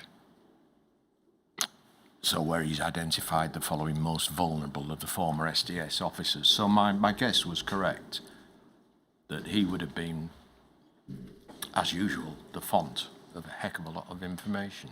So he's fed in to this report, and we can see that HM5 John Dines is mentioned second down in the large redacted box, and the gist put over the top is that John Dines, ANA, ALF, 1987 to 1991. Yes. Helen Steele research. Is it fair to say that at that time you understood that Helen Steele was looking for John Dines? Just repeat that. At that time, You understood that Helen Steele was looking for John Dines? When was the final time that she did look for him? Because my memory is that's the first time I come across the name John Dines. Obviously not. How close was it to this? I got the impression it was nearer 2003-04. Is that correct? I think that's a later time that she goes to New Zealand. And that's the time. That's the time when I have it that I've never met John Dines. He doesn't mean anything to me. But obviously he's on a list here that has been provided of people, so I have heard of him before. Okay. And in terms of what you stood of Helen Steele research, what had you been told about that? I don't know. Just above that entry, we've got reference to Stephen Scott of the SWP, yes, 1985 to 1987, potentially hostile. Why did you describe him as potentially hostile? That's 53, and he will explain why I didn't know anything about Stephen Scott. I'd heard the name. And equally, just above that, in the normal type, Mike Chitty. Yeah. AR 1983, 1987, potentially hostile. Again, why was he potentially hostile? Well, again, as I mentioned yesterday, I had to Google him to find anything about him. I Googled him a few weeks ago. So again, that's obviously in the context of, I think he was disciplined, wasn't he? But there was the issue of the fear that he would publicise the extent of the SDS if he were, and would he be on this programme as potentially hostile? It looks like, when did the programme air? This looks like it's before the programme goes out. I think it's after. The programme aired between October and November 2002. So this is after. So this is well after, yeah. So it's a few weeks after, because it was a 3-part series. Yes, so indeed. it went out over a period of, I think, 3 weeks. Yes, I remember seeing it, yeah. And so this is very shortly thereafter. So it's afterwards, that's yeah. the key thing, yeah. So why he's described as potentially hostile, I'm not sure, because if you've seen the series, you would know whether or not he was. So, I don't know. We can see the entry, penultimate gist, in the large box. Jim Boyling, RTS, 1995-2000, research by Rosa. Do you remember putting that as part of the No, but report? it's my risk assessment, and I've asked for information, and I've incorporated a list into my report. But obviously, these are some of the people are from quite long ago, and on that list, I met Peter Francis, Jim Boyling to be introduced to. I hadn't met anybody else on the list. Never mind worked with them. So And when you say you met him for the purposes of this risk assessment, No, the impact no, no. assessment, or you met him previously? I think it was when Jim had left and was he on extended leave and came into the office maybe. Am I confusing him with Mark Jenner? But he was in that category. No, I used him when he went to a post on E-Squad as liaison with the Canadian Embassy and others. Okay. And he arranged a meeting for me. And that was it. And by this time, in November 2002, we know that the office has moved. We understand that the office moved in July 2002 because Rosa had identified where the office was and was contacting the office. So Yes. was that something you were aware of by then? That would be the incident I would be aware of that. Yes. So in terms of research by Rosa, you fully understood, at least by this point, as to what was happening there. Did you understood that No. that was a girlfriend partner searching No. for Jim Boyling? Did No, you? I didn't understand that. I understood that an activist was making inquiries about Jim Boyling. And as we discussed yesterday, I didn't understand that she was his girlfriend. Had HM53 not relayed that to you, given that we know she'd effectively said that in one of the messages that she'd left with the office? If you recall, we looked at that note about, tell Jim I'm leaving him, it's over. Yeah. If I can't find him. That was HN53 yes, I in know. 2000, a few months I before you remember it. joined I the can office see in it's the on the May. sheet now, yes. I don't know. I just can't explain why I can't react, why I can't recollect what my reaction was. I just don't know. We've got a few people noted as hostile. So we've got Mike Chitty, Yeah. Stefan Scott, Yes. and then at the bottom in the large redacted box, we've got Peter Francis, militant 1993, 1997, potentially hostile. Why had you described him as potentially hostile?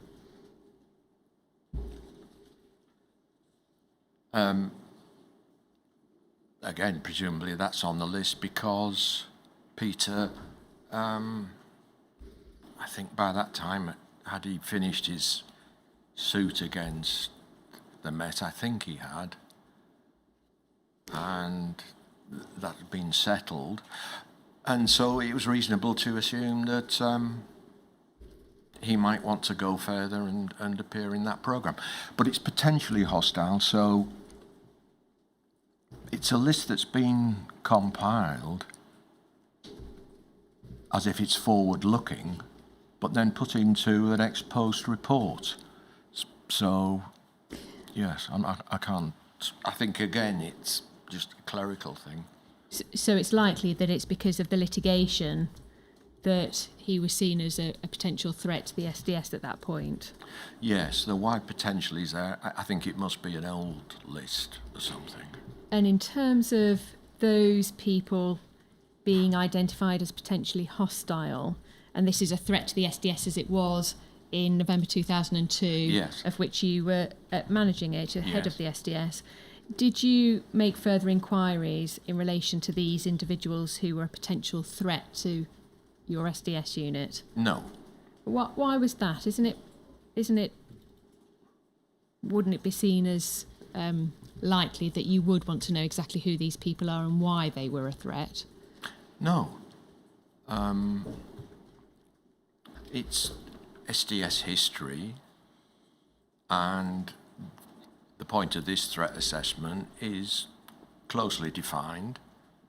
It's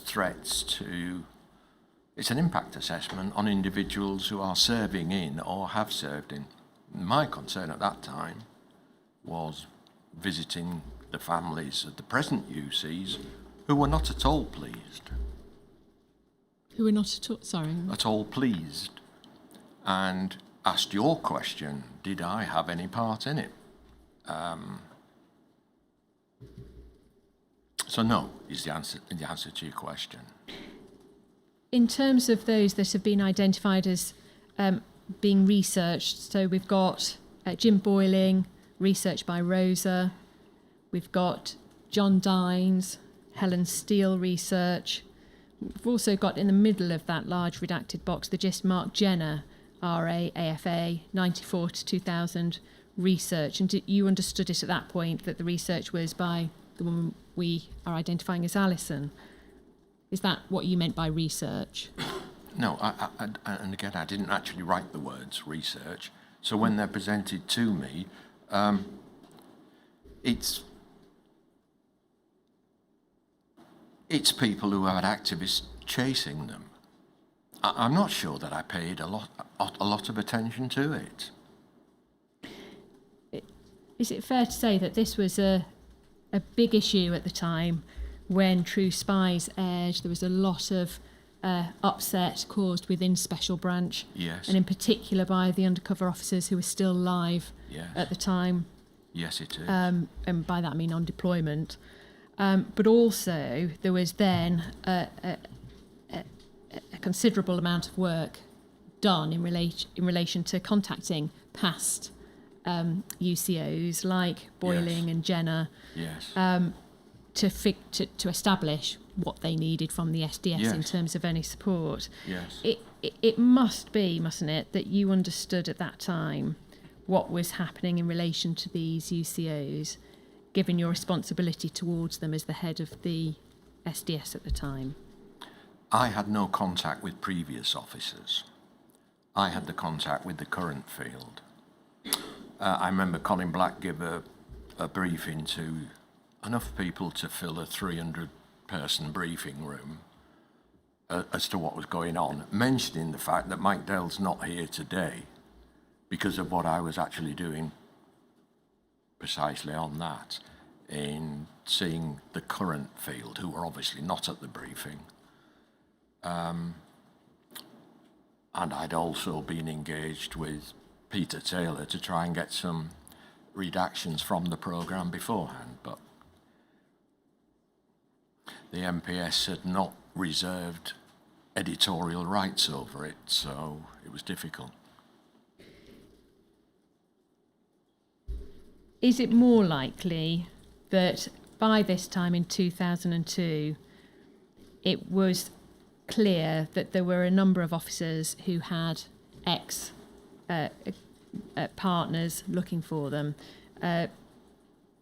Rosa, Alison, Helen Steele, and then you have the two officers who had been involved with women in their deployments, Mike Chitty and Stephen Scott, and that you knew about all of those deployments and the women that were involved with those officers. There is... Sorry, not... Stephen Scott was a different issue. Sorry. There is a clear pattern. It's for you to decide how stupid I am for not detecting that pattern. My answer is I didn't have all the information. Again, I'm not running away from it. That is just the facts. Is it at least true that HN53 would have been aware of that information?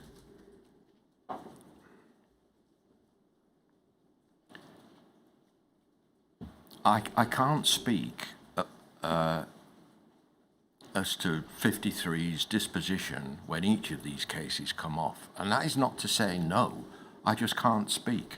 I don't know where he was, what he was doing, how he was deployed, and what he knew.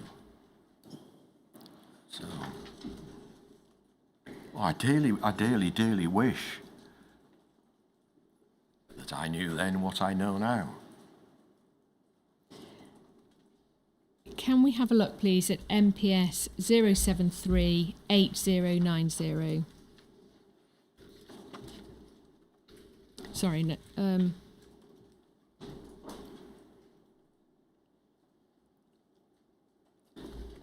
the Detective Chief Superintendent Alan Mitchell's Operation Hearn interview. He talks about the programme and in particular in relation to Operation Sparkler. But I don't know if you're going to be able to help us with it. Can you help us with that at all? Operation Sparkler. I recognise the name. Yeah. Don't worry about that. I'm going to leave that and ask you. I don't want to ask you any more about True Spies.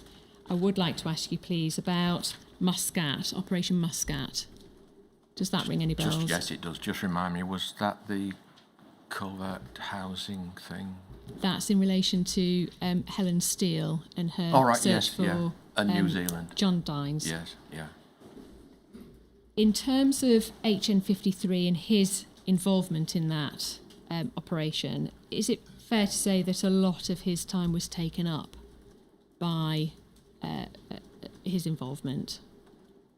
Yes. And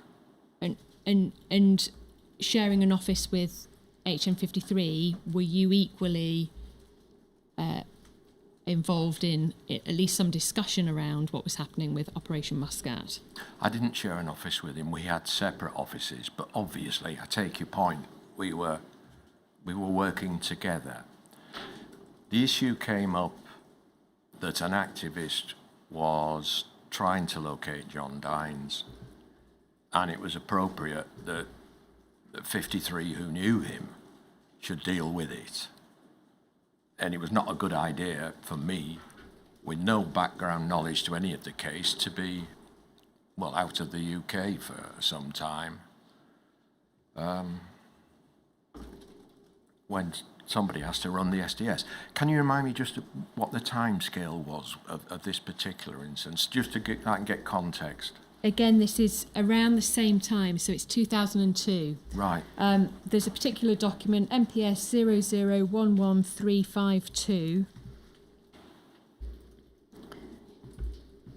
which is dated the 23rd of December 2002. So this is shortly after your True Spies impact assessment. Yes. The next month on.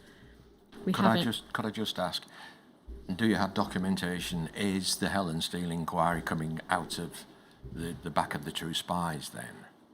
Is this shortly after, and here's an activist looking for one of ours? No, I think the reference to Helen Steele looking for John Dines is something that had been known about for a while. No, but this last one, this particular last one, where 53 goes to New Zealand. Yeah. Is that in 2002? Yes. And is it before or after True Spies? Well, hopefully this document will help with that. Right, so this is 23rd of December 2002 document. So it's less than a month after? Yes, yeah, exactly. Travel Authority, a request by you to Commander Roger Pierce.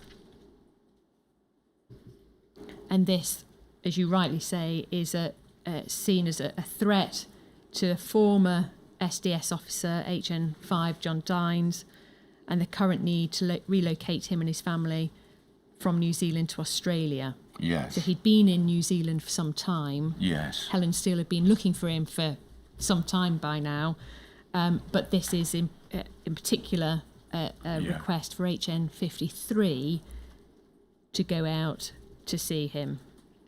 Do you recall that happening? Oh yes, I do. Yeah. It's recognised in that final paragraph that 53 has a close working relationship with the relevant police department in Auckland, and so there's liaison between the two in relation to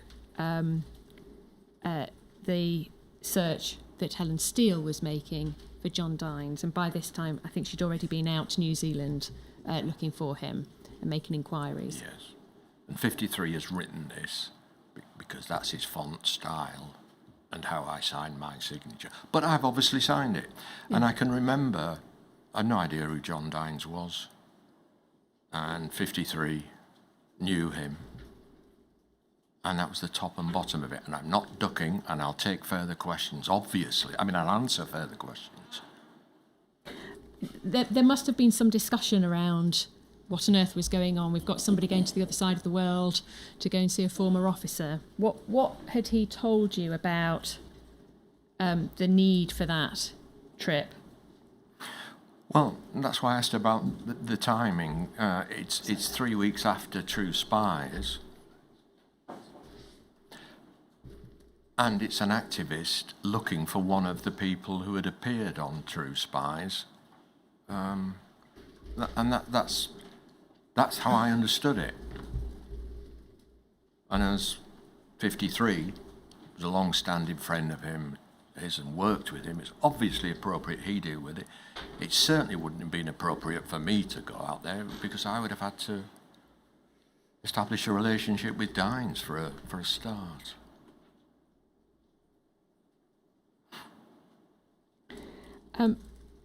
Can we have a look, please, at MPS 0017943?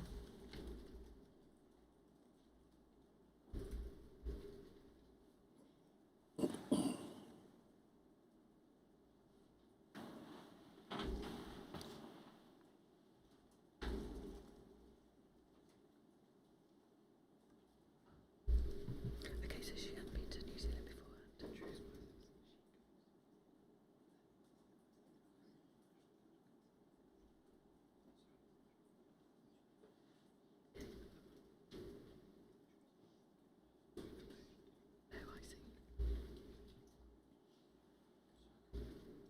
Oh, sorry, yes, it's 0017943.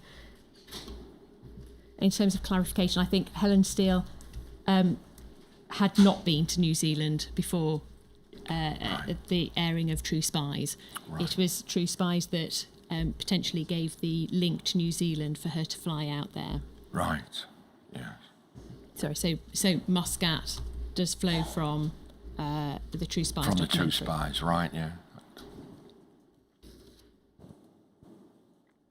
Do we have MPS 0017943?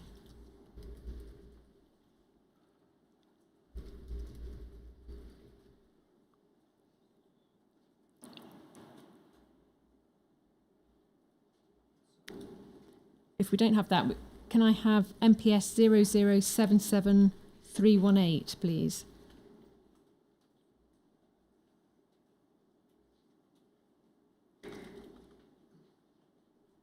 So this is a letter from HN53 to the New Zealand High Commission, and we'd seen previously that there was a relationship between HN53 and the New Zealand Police.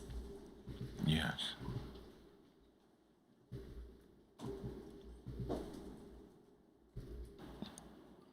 And we can see the third paragraph down. In 1995, Helen Steele and Norman Blair from Class War, two committed London-based activists, visited Coldplay's Genuine Parents in London, making inquiries about their missing friend.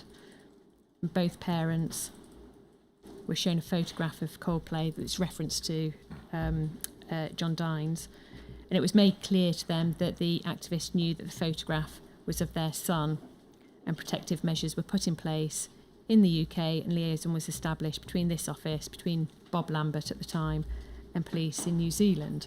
Yeah. Were you aware of these communications between HN53 and the New Zealand High Commission in terms of what was going on, who was looking for John Dines, the context of that, and how long that had been going on for? No, and there's no need for HM53 to give thought to telling me in relation to this document. This is a consequence of True Spies. It's now making sense to me. A consequence of True Spies. It's nothing to do with the current SDS. And inserting me into the process would add no value either way. MPS 0011340, please.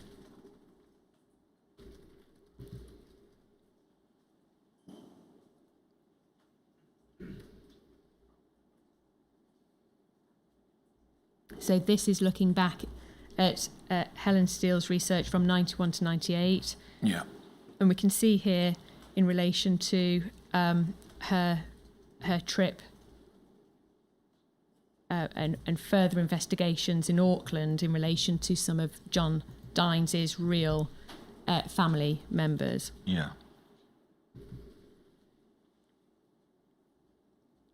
Again, you weren't aware of any of this. Is it not something that would have been a really significant part of the SDS operation if it's taking up a lot of your detective inspector's time? Yes. That he wouldn't be telling you how the investigation was going and the detail of that? No, because it had no consequences for the current operation, as I understood the facts. And again, I was quite pleased to have someone of, as I saw it, well, no, as I saw the circumstances, to have someone like 53 to deal with it. And that was my reaction to it. And it coming out of the True Spies gives me that bit of context as well. We know that Helen Steele returns to New Zealand. We have MPS 0011337.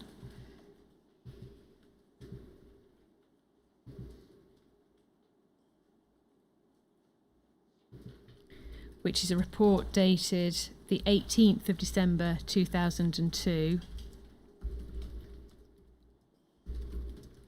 And that she's travelled there with her parents.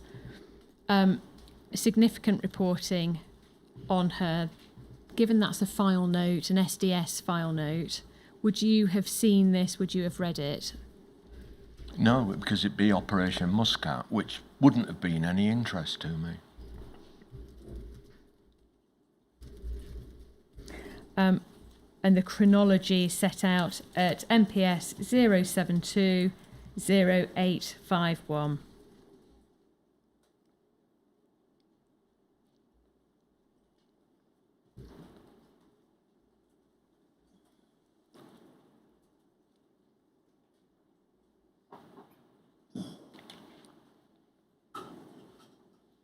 And if we go over the page, please. You can see the chronology here as to what was happening when Helen Steele returned to New Zealand and started making investigations. Again, you say you wouldn't have had any involvement in that, you wouldn't have had any knowledge of this. No. Please, if you've got a document which shows I had, please show it now. MPS 0749288.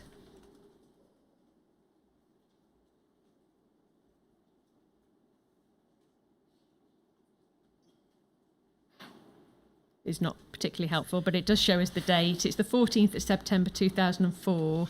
Is there any further? Okay. The part I'm interested in is that it's an MPS attendance note. So the Directorate of Legal Services attendant note of a meeting of that date, and we should be able to see that it's Commander Williams that is attending this meeting.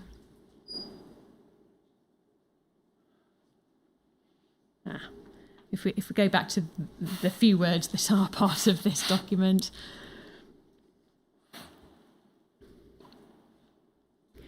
Yeah.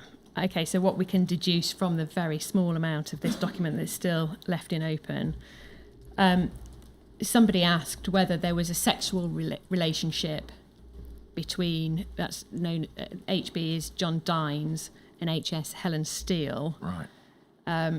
HN53 was at the meeting and said that there was, but that John Dines maintained his objectivity.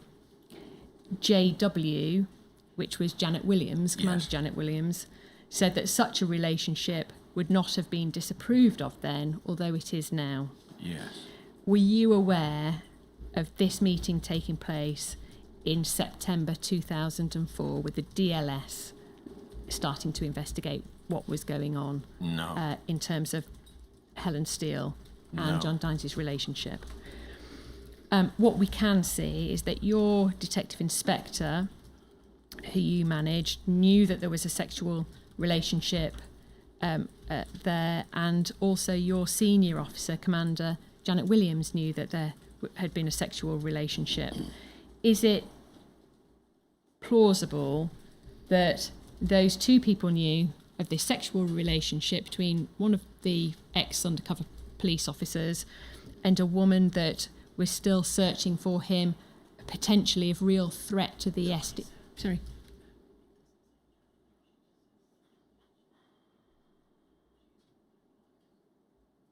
Yes.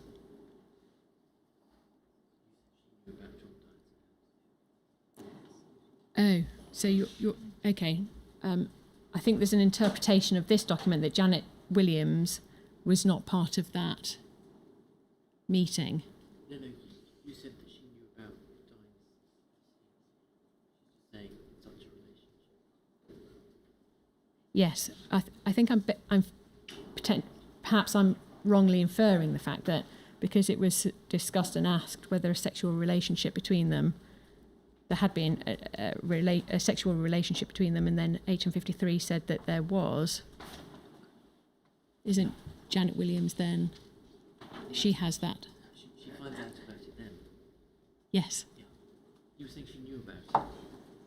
Well, sorry, just in terms of clarification, what I'm putting to you, Mr. Dell, is that Janet Williams knew about the sexual relationship as of this meeting, at least, of the 14th of September 2004. Yeah. And your DI knew about it, obviously. Yes. And is it plausible that you, in 2004, didn't know about that sexual relationship? Yes, because there was no reason to insert me into it. The commander was dealing with 53. I mean, just as if the commander had been dealing with me on another issue which didn't concern anyone else in the SDS. We would have kept it to ourselves. So there was no sense that, oh my goodness, can you believe what's going on here? There's a sexual relationship by an undercover officer. It wasn't dynamite news at the time. It was simply not discussed. Is that your evidence? It wasn't made clear to you? No, I didn't know about it.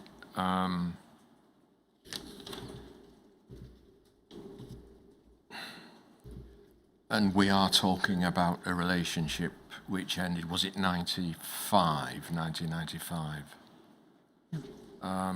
So again, 1991 or 2. 91 or 2, so. So I refuse to duck out, but I'm not doing that. So if you've got a document which shows I knew and I'd just forgotten, then produce it, but please. But I can't add anything to that, really. Was it that sexual relationships just, it wasn't news, it wasn't newsworthy enough to discuss it with the person that, for HM53 to discuss it with the person that he's sharing an office with? That it was just kind of known about, not something to write a letter home about? I reflected on that last night, and I thought there is the possibility that 53 thought I knew. He assumed I knew. But until this last instance, the issue of John Dines wouldn't have come up. But he assumed I knew. That then reconciles that with my belief that 53 would not go out of his way to deceive me. If it's not that, then I don't know.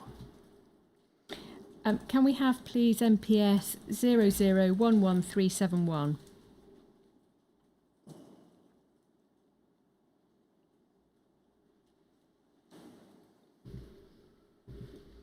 And again, it's a December 2002 document, Operation Muscat, and we can see here that Commander Roger Pierce briefed the ACSO on the 23rd of December in relation to reimbursing John Dines' cost for relocation. Yes. Yep. And so was it your understanding that Commander Pearce and the Assistant Commissioner of Special Operations was also involved in Muscat and the investigation from around this there? note, yes. And they had knowledge as to why the MPS was being put to such expense and effort in relocating this particular officer? My knowledge is limited to the extent of this note, I'm afraid.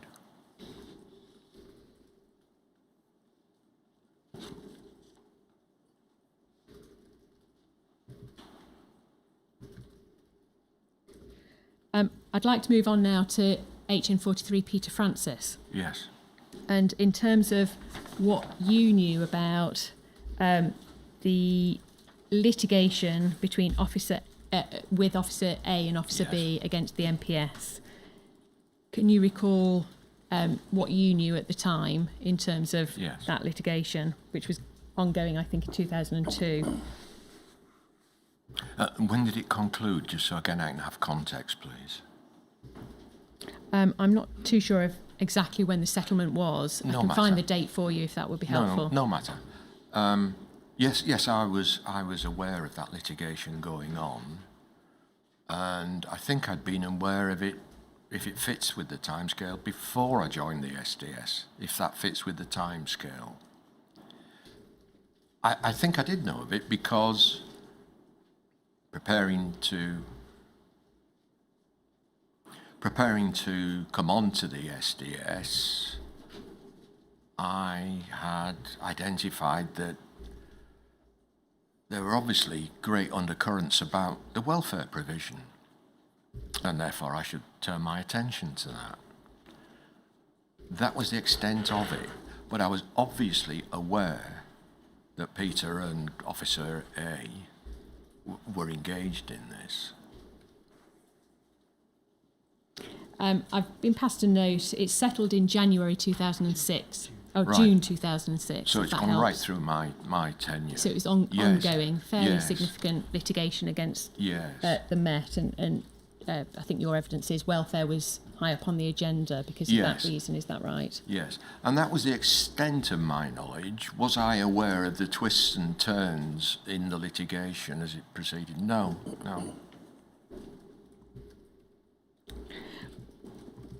Were you aware, as part of that litigation, of the claims made by Peter Francis about sexual misconduct of No. officers undercover?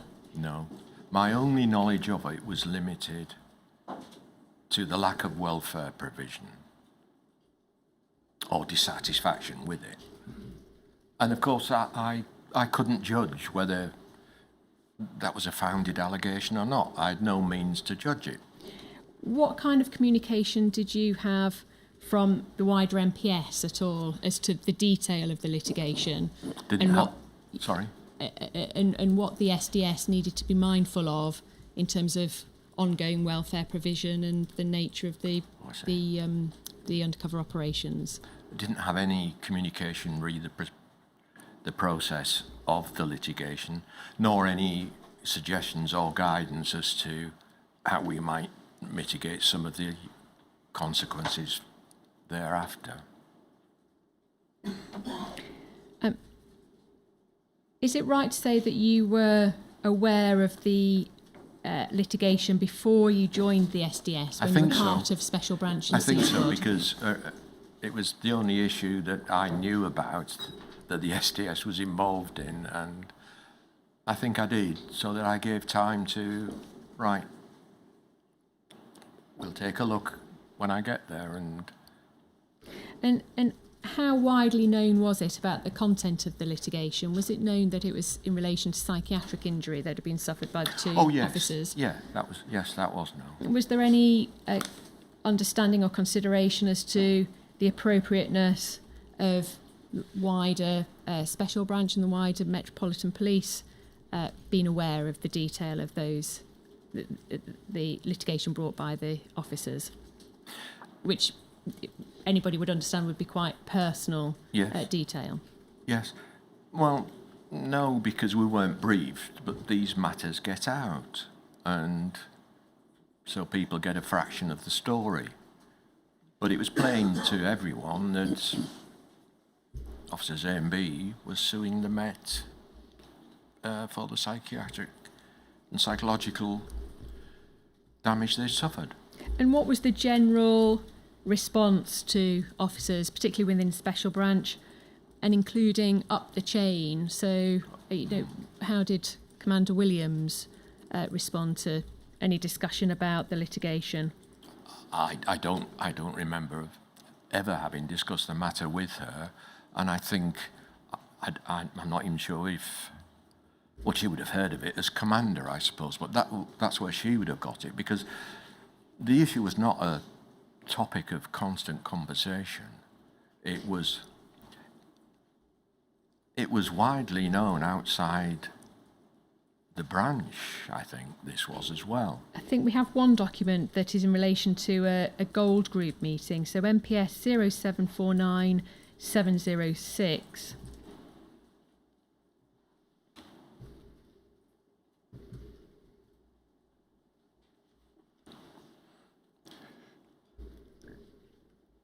So in relation to Operation Magma, as you know, will be the operation name for the response to the litigation, or the risk caused by the litigation. Right. Second gold group meeting of the 20th of January 2004 at New Scotland Yard. We've got the people present: Commander Williams, Detective Chief Superintendent Mitchell, Detective Chief Superintendent Benjamin, Detective Superintendent Rintoul, you, your DI, and HN53, and somebody from the DLS. Can you recall the type of discussions? I mean, these are the minutes here anyway, but in terms of the attitude towards the litigation, do you have any recollection of what was discussed at those high levels? I don't even remember them occurring, but plainly they did. It doesn't mean anything to me. And in terms of who was there, is that effectively the line of command Yes. of the SDS through to the top level of Special Branch at the time? I'm not sure who Mr. or Ms. Benjamin was. I don't know. Okay.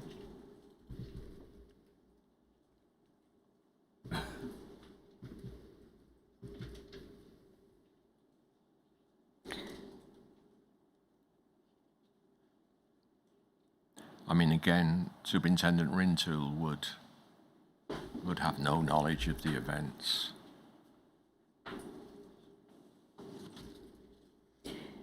I'd like to move on, please, in relation to blacklisting. Yes. You do mention blacklisting in your witness statement, at page 126, paragraph 118A, 188A. Page 126, and if we can have page 127 as well on screen.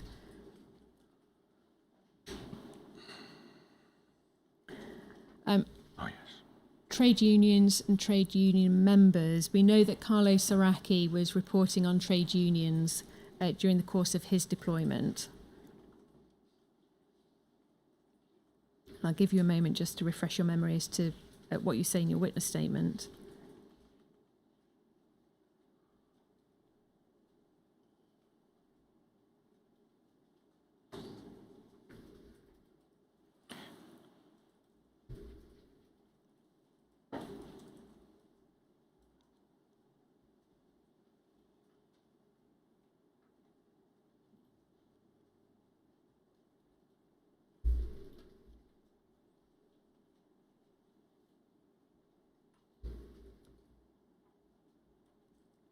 Yes.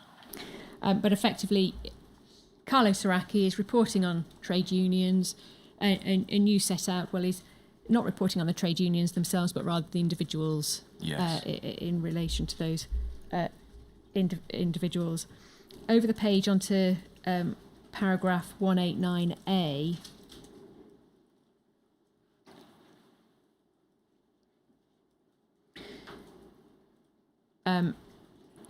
you recognise that he did end up Yes. obtaining intelligence vicariously Yes, on in relation individuals. in relation to the unions. Yes. No, on individuals, and therefore on unions, yes.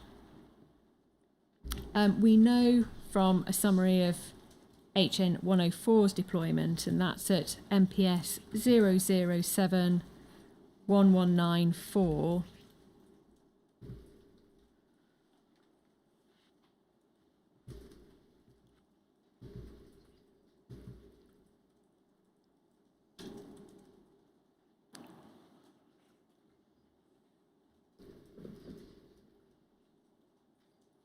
This is an overview, a chronology of the deployment of HN 104 Carlo Soracchi from January 2000 to 2006.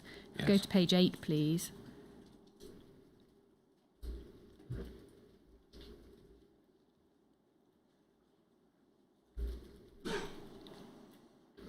Second paragraph, we can see that he provided up-to-date assessments of militant trade union activity, particularly in relation to the Socialist Party and the Socialist Workers' Party. Activists and a number of unions are listed there. In particular, the last sentence says that the report was passed via desk to the Home Office. In terms of reporting in relation to these unions, termed as the awkward squad, what sort of information was going up to the Home Office, as you recall? I don't know, because this report was written after I'd left, and I wouldn't have written it in those terms. And there was no requirement from the Home Office in my time for information on trade unions. I think we understand from his reporting that he was reporting on the unions during the course of your tenure, but you're saying that that didn't go past the C Squad? Yes. Well, so the information that was coming in relation to any union Yes. activities and the individuals that were active in those unions, that would only go as far as you knew to C Squad. Is that? Yes. Is that Yes, your and evidence? it would be in the context of events. It wouldn't be, here is the latest update on Unison or Unite or the FBU, because that was not the tasking. It was the individuals. And so if person AB is active in this union, the report is on AB. He might be, though I don't see it, trying to inflame an industrial dispute into a political action. But the report concentrated on that, not on what the union was doing. In terms of any information that's coming in from Carlo Soracchi during your tenure, once that goes to C Squad, Yes. you don't have any control of where that goes? Yes, because if it went anywhere outside, like the Home Office, and the Home Office had not requested it as an intelligence requirement, it's very similar to the third-party rules which apply between MI5, MI6 and ourselves, where if we want to use intelligence you have provided us, we have to ask you. And that was strictly complied with by all three. So no. Just by background, I can be particularly sure about what the relationship was, because in the 70s, I used to teach on industrial relation courses for shop stewards. And just as then, the problem never was the trade unions. It was the militant shop stewards, and I don't use the word militant in a pejorative sense, militant shop stewards pursuing the notion of workers' control, who were the problem, never the trade unions. The trade unions were queuing to get into number 10 for beer and sandwiches, and presumably let the Prime Minister know exactly what was going on. It's the shop stewards. I can't, if anyone at any time during the branch's history tasked people against unions, then they plainly didn't understand the situation. Was any of the information coming in regard to the individuals active within the trade unions sent to other desks? Was there still an industrial desk No, at the there time wasn't. when you? No, there wasn't. So what replaced the industrial desk? I don't Where know. would that information go? Well, it wasn't regarded as separate information on trade unions. It would adhere to the individual, and wherever the individual's reporting ended up, on his own file, on a group file or whatever, that's where it would end up. And in terms of any information that could influence employment decisions or vetting Yes, or blacklisting, yes. what would happen to that information? Can Yes, you I- help us with Yes, I take how information would appear on any Yes. blacklist? Were you familiar with? Yes, I was familiar with it. I think this actually is it's an extrapolation of what was public knowledge in the 70s. There's a very big case with Taylor Woodrow and their relationship with the branch and such information. And I think possibly people think that carried on right the way through. There wasn't a channel for providing information. But and if any information was given on an individual, it was given on an individual in the context of legitimate vetting requests. Lookups is what they were called. If you're going to be a carer in a care home, there'd be a lookup with the branch to see if you've got any offences against children or old people or whatever. But there was no blacklisting. There was no formal mechanism of blacklisting. There were no requests for it. Sorry. If bodies chose to blacklist, that was for them, but the branch had no part of it. Were you aware of any relationship between Special Branch and private organisations? No.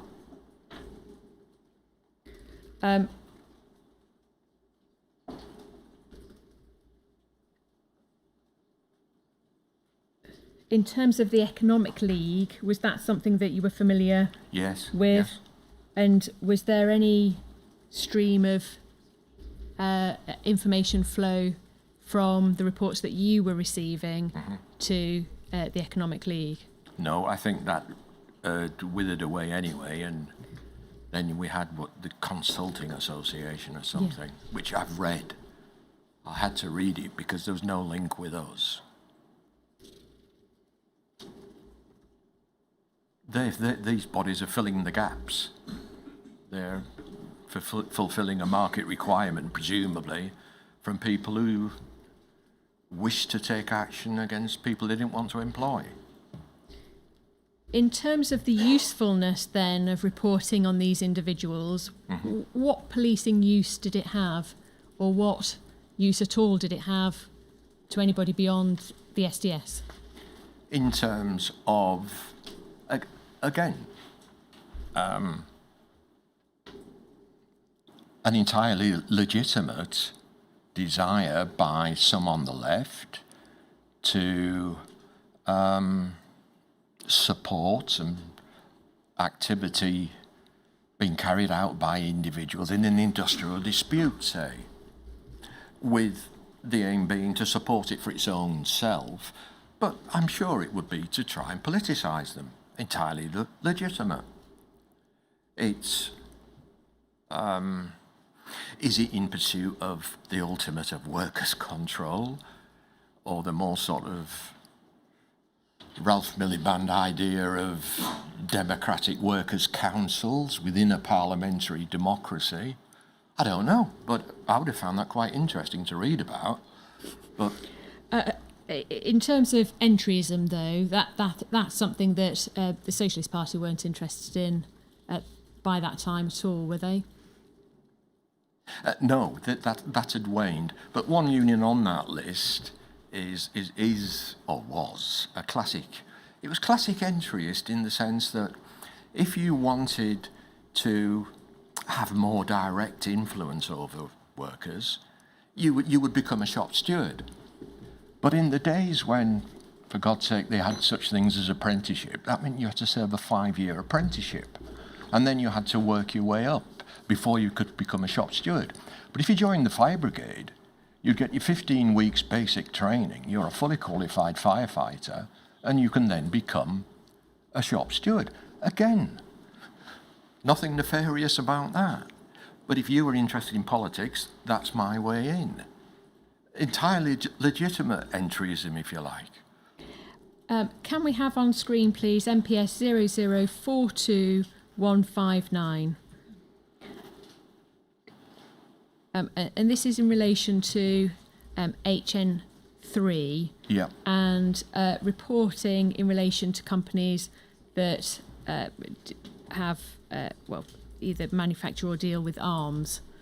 In terms of any information going to private companies relating to disarmed Dicey Group, was information passed from the SDS to those private companies in terms of informing them of any potential direct action against them or protests at, say, the big fair in September, the annual event? Only indirectly through the chain to the crime prevention industrial officers or whatever they were, who would pass on. You need to update your security because we're not happy that we can police this every time. That was the route. Certainly not a direct contact between us and them. We wouldn't have direct contact with anybody outside the branch. Presumably for your own security, because nobody knew about the SDS. Yeah. In terms of the indirect route, then, companies like EDO, MBM Technology Limited, Reed or Spearhead, and BAE Systems, would they have received information that was relevant to them through the SDS reporting? That they would have received information. But it's significant you mentioned BAE Systems. When I was on E Squad, I remember someone on C Squad telling me that BAE Systems had suffered another attack from people who had gone into an aircraft hangar and chucked pots of paint over a fighter or whatever they'd done. BAE had offered the branch money to finance, so that extra resources could be put into this. And as he said, well, of course we couldn't take that. We had to, we had to say no. So and obviously, is that because you would be seen as almost like a private security agency for the company? Exactly. And even though the branch could well have done with the money, they'd made the offer to the commissioner, obviously, and it had to be declined. So. And in terms of the information that was being filtered out to them, is that the sort of information that next Saturday there's going to be about 20 people attending outside your premises? Or was it the private information that was being collected? Emily Apple is, living in this particular area and she's liaising with this person and that person, and all the private information that was being collected. Yes, I take your point and I agree with the concerns. It was the former. It was crime prevention advice that when your premises are closed, make sure they're secure. And how could you be sure that it was limited to that specific, information on potential criminal offences or serious public order offences, and not the private information? How did you distinguish between the two in terms of what information was filtered out? Well, of course, I can't be sure, but I can only describe the system of sanitisation and then the conduit through which it goes. And this is why we had three people on each area as area liaison officers.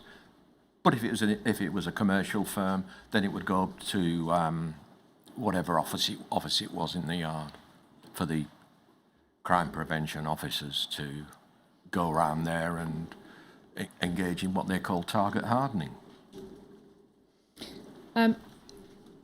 Moving on, reporting on politicians and dissemination to... Before we get on to sorry. politicians, can I ask a question Yes. arising out of about the trade unions? You were asked what the policing justification was for reporting on individuals engaged in trade union activities of the sort that we've been discussing. Yes. It was not their activities as a trade unionist, it was their activities as a political activist.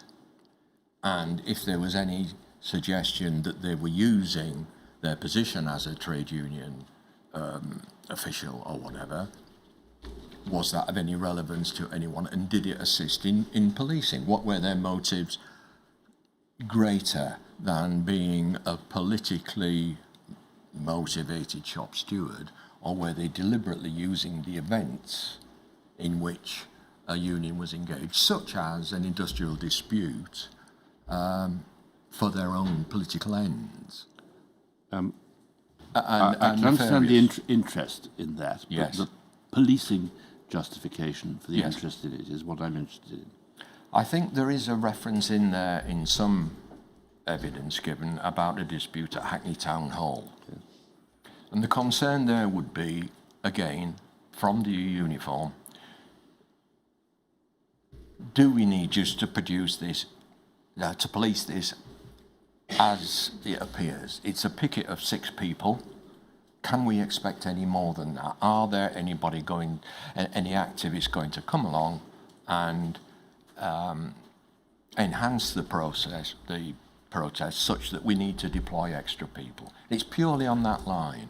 So the ultimate policing justification is public order. It's public order. Right. Thank you. Thank you, sir. Yes, reporting on politicians. Yes. MPS 0018503, please.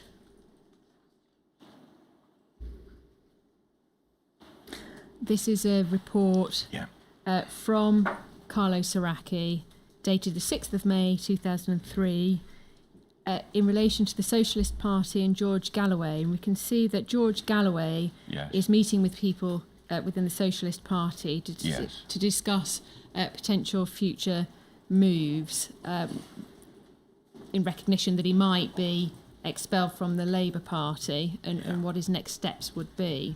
Yeah.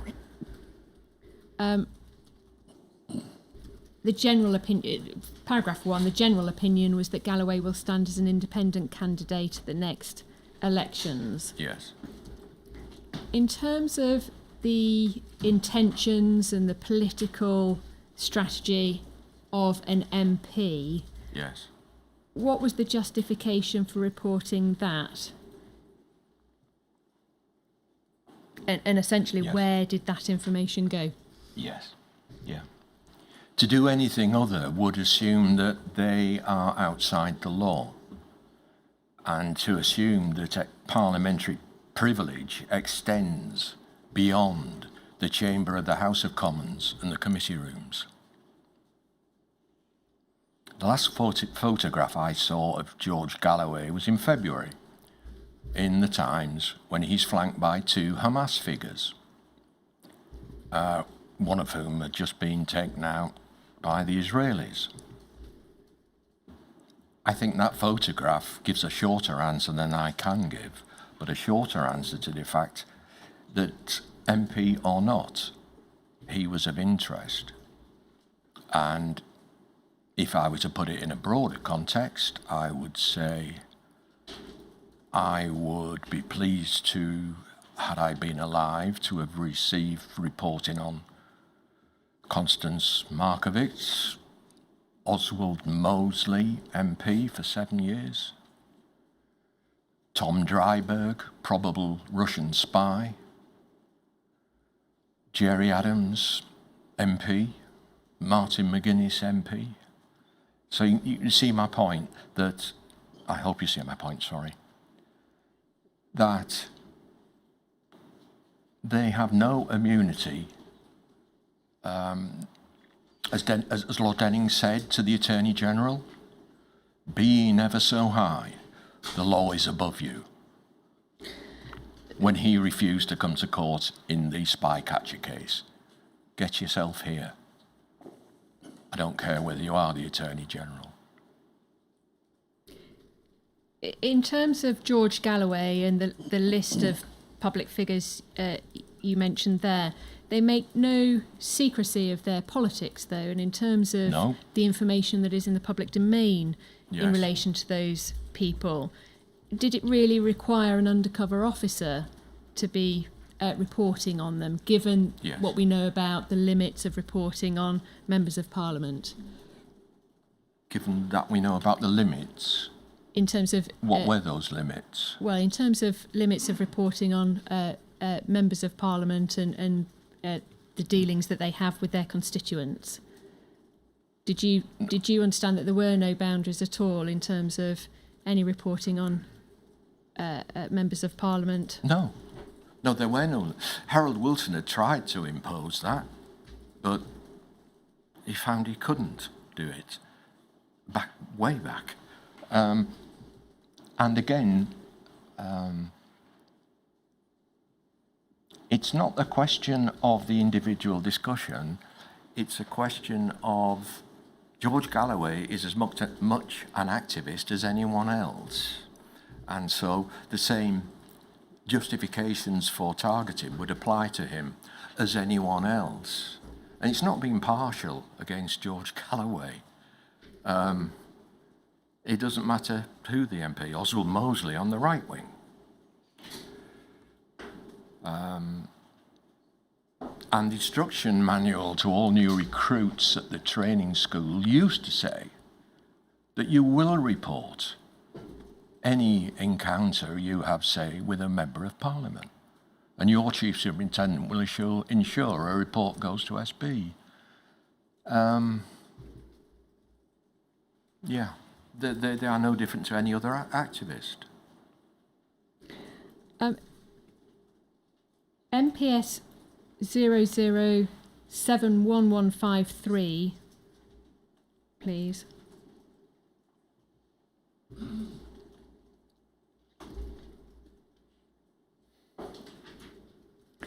Page 14. I don't know why that's a landscape print, but it's in relation to, I think it's a composite of reports. But the bit I'm interested in here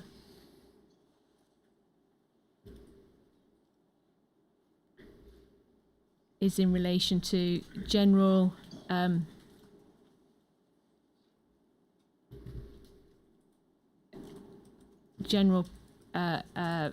reporting on political activity, and in specifically the last bullet point, ongoing attempts by the Socialist Party to influence and manipulate certain trade unions. This reporting has been invaluable to the Security Service and the Cabinet Office and remains a standing requirement. In terms of intelligence about the operations of political parties, was there information that was going up as high as the Cabinet Office, as far as you recall? There might have been the individual request because we had an attachment in the Cabinet Office, the branch did. Those would have been ad hoc requests. There was no sort of system where we would routinely pass reports. I am not aware of any going, but that doesn't mean to say they won't have gone outside of my tenure, but I wasn't aware of any. And in terms of the interest in respect, can you recall what that was in relation to? Yes. I mean, again, George Galloway involved in that. And so it was not just him as an individual, but in terms of the party that he was... Well, no, not the party, but where he is going. George Galloway had a slot on Russia Today TV. He interviewed Saddam Hussein once. These people are of interest. What's he doing? Where's he going? Was he of particular interest to the Labour Party at that time? And was Well- information going up to the Cabinet Office for that reason? Oh, no. Well, I obviously can't speak for the Labour Party, but I wouldn't have thought so.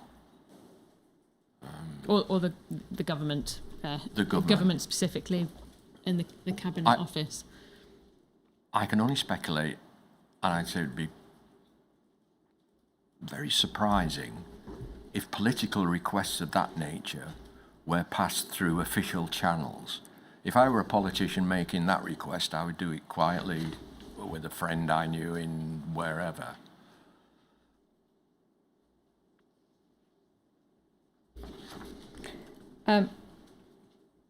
Reporting on Socialist Party election plans. There are reports, but were you aware of that going further than SDS branch? No. Well, C-Squad. C-Squad? Yeah.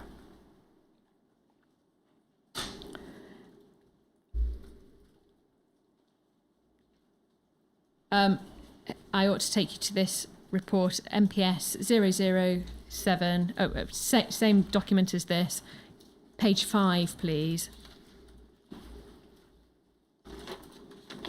And it's the penultimate paragraph in respect of the Socialist Party. Craggy Island has provided the Red Desk with a briefing on the potential emergence of a new workers' party incorporating the more extreme elements of the trade unions and other revolutionary groups. The intention would be for those elements to forsake the Labour Party and operate independently, and the implications for industrial relations and therefore public order could be significant. And Craggy Island will continue to monitor the progress of this fledgling group. So, in the context of what we've been speaking about in industrial relations to trade unions and political parties, all of this set out in a RIPA authorisation document was seen as justified reporting by Craggy Island, signed off by Commander for furtherance of the operation. Is that fair to say? Well, this, of course, is a 2006 review, and I certainly wouldn't have written that paragraph had I still been in tenure. I wouldn't have written the paragraph marked with the yellow dot. The more extreme elements of the trade unions and other revolutionary groups. Are the trade unions revolutionary groups, or am I just being too literal?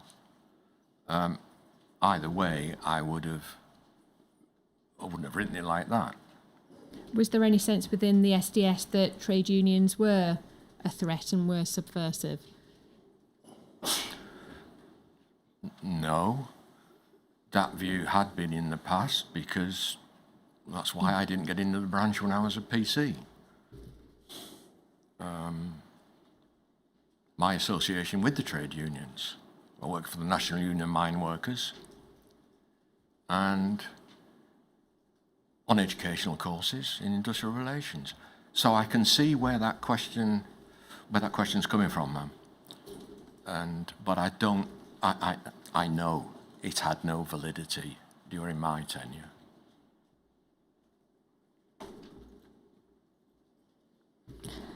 Those are all the questions I have, and I note the time, so maybe Yes. time lunch. We'll resume at 5 past.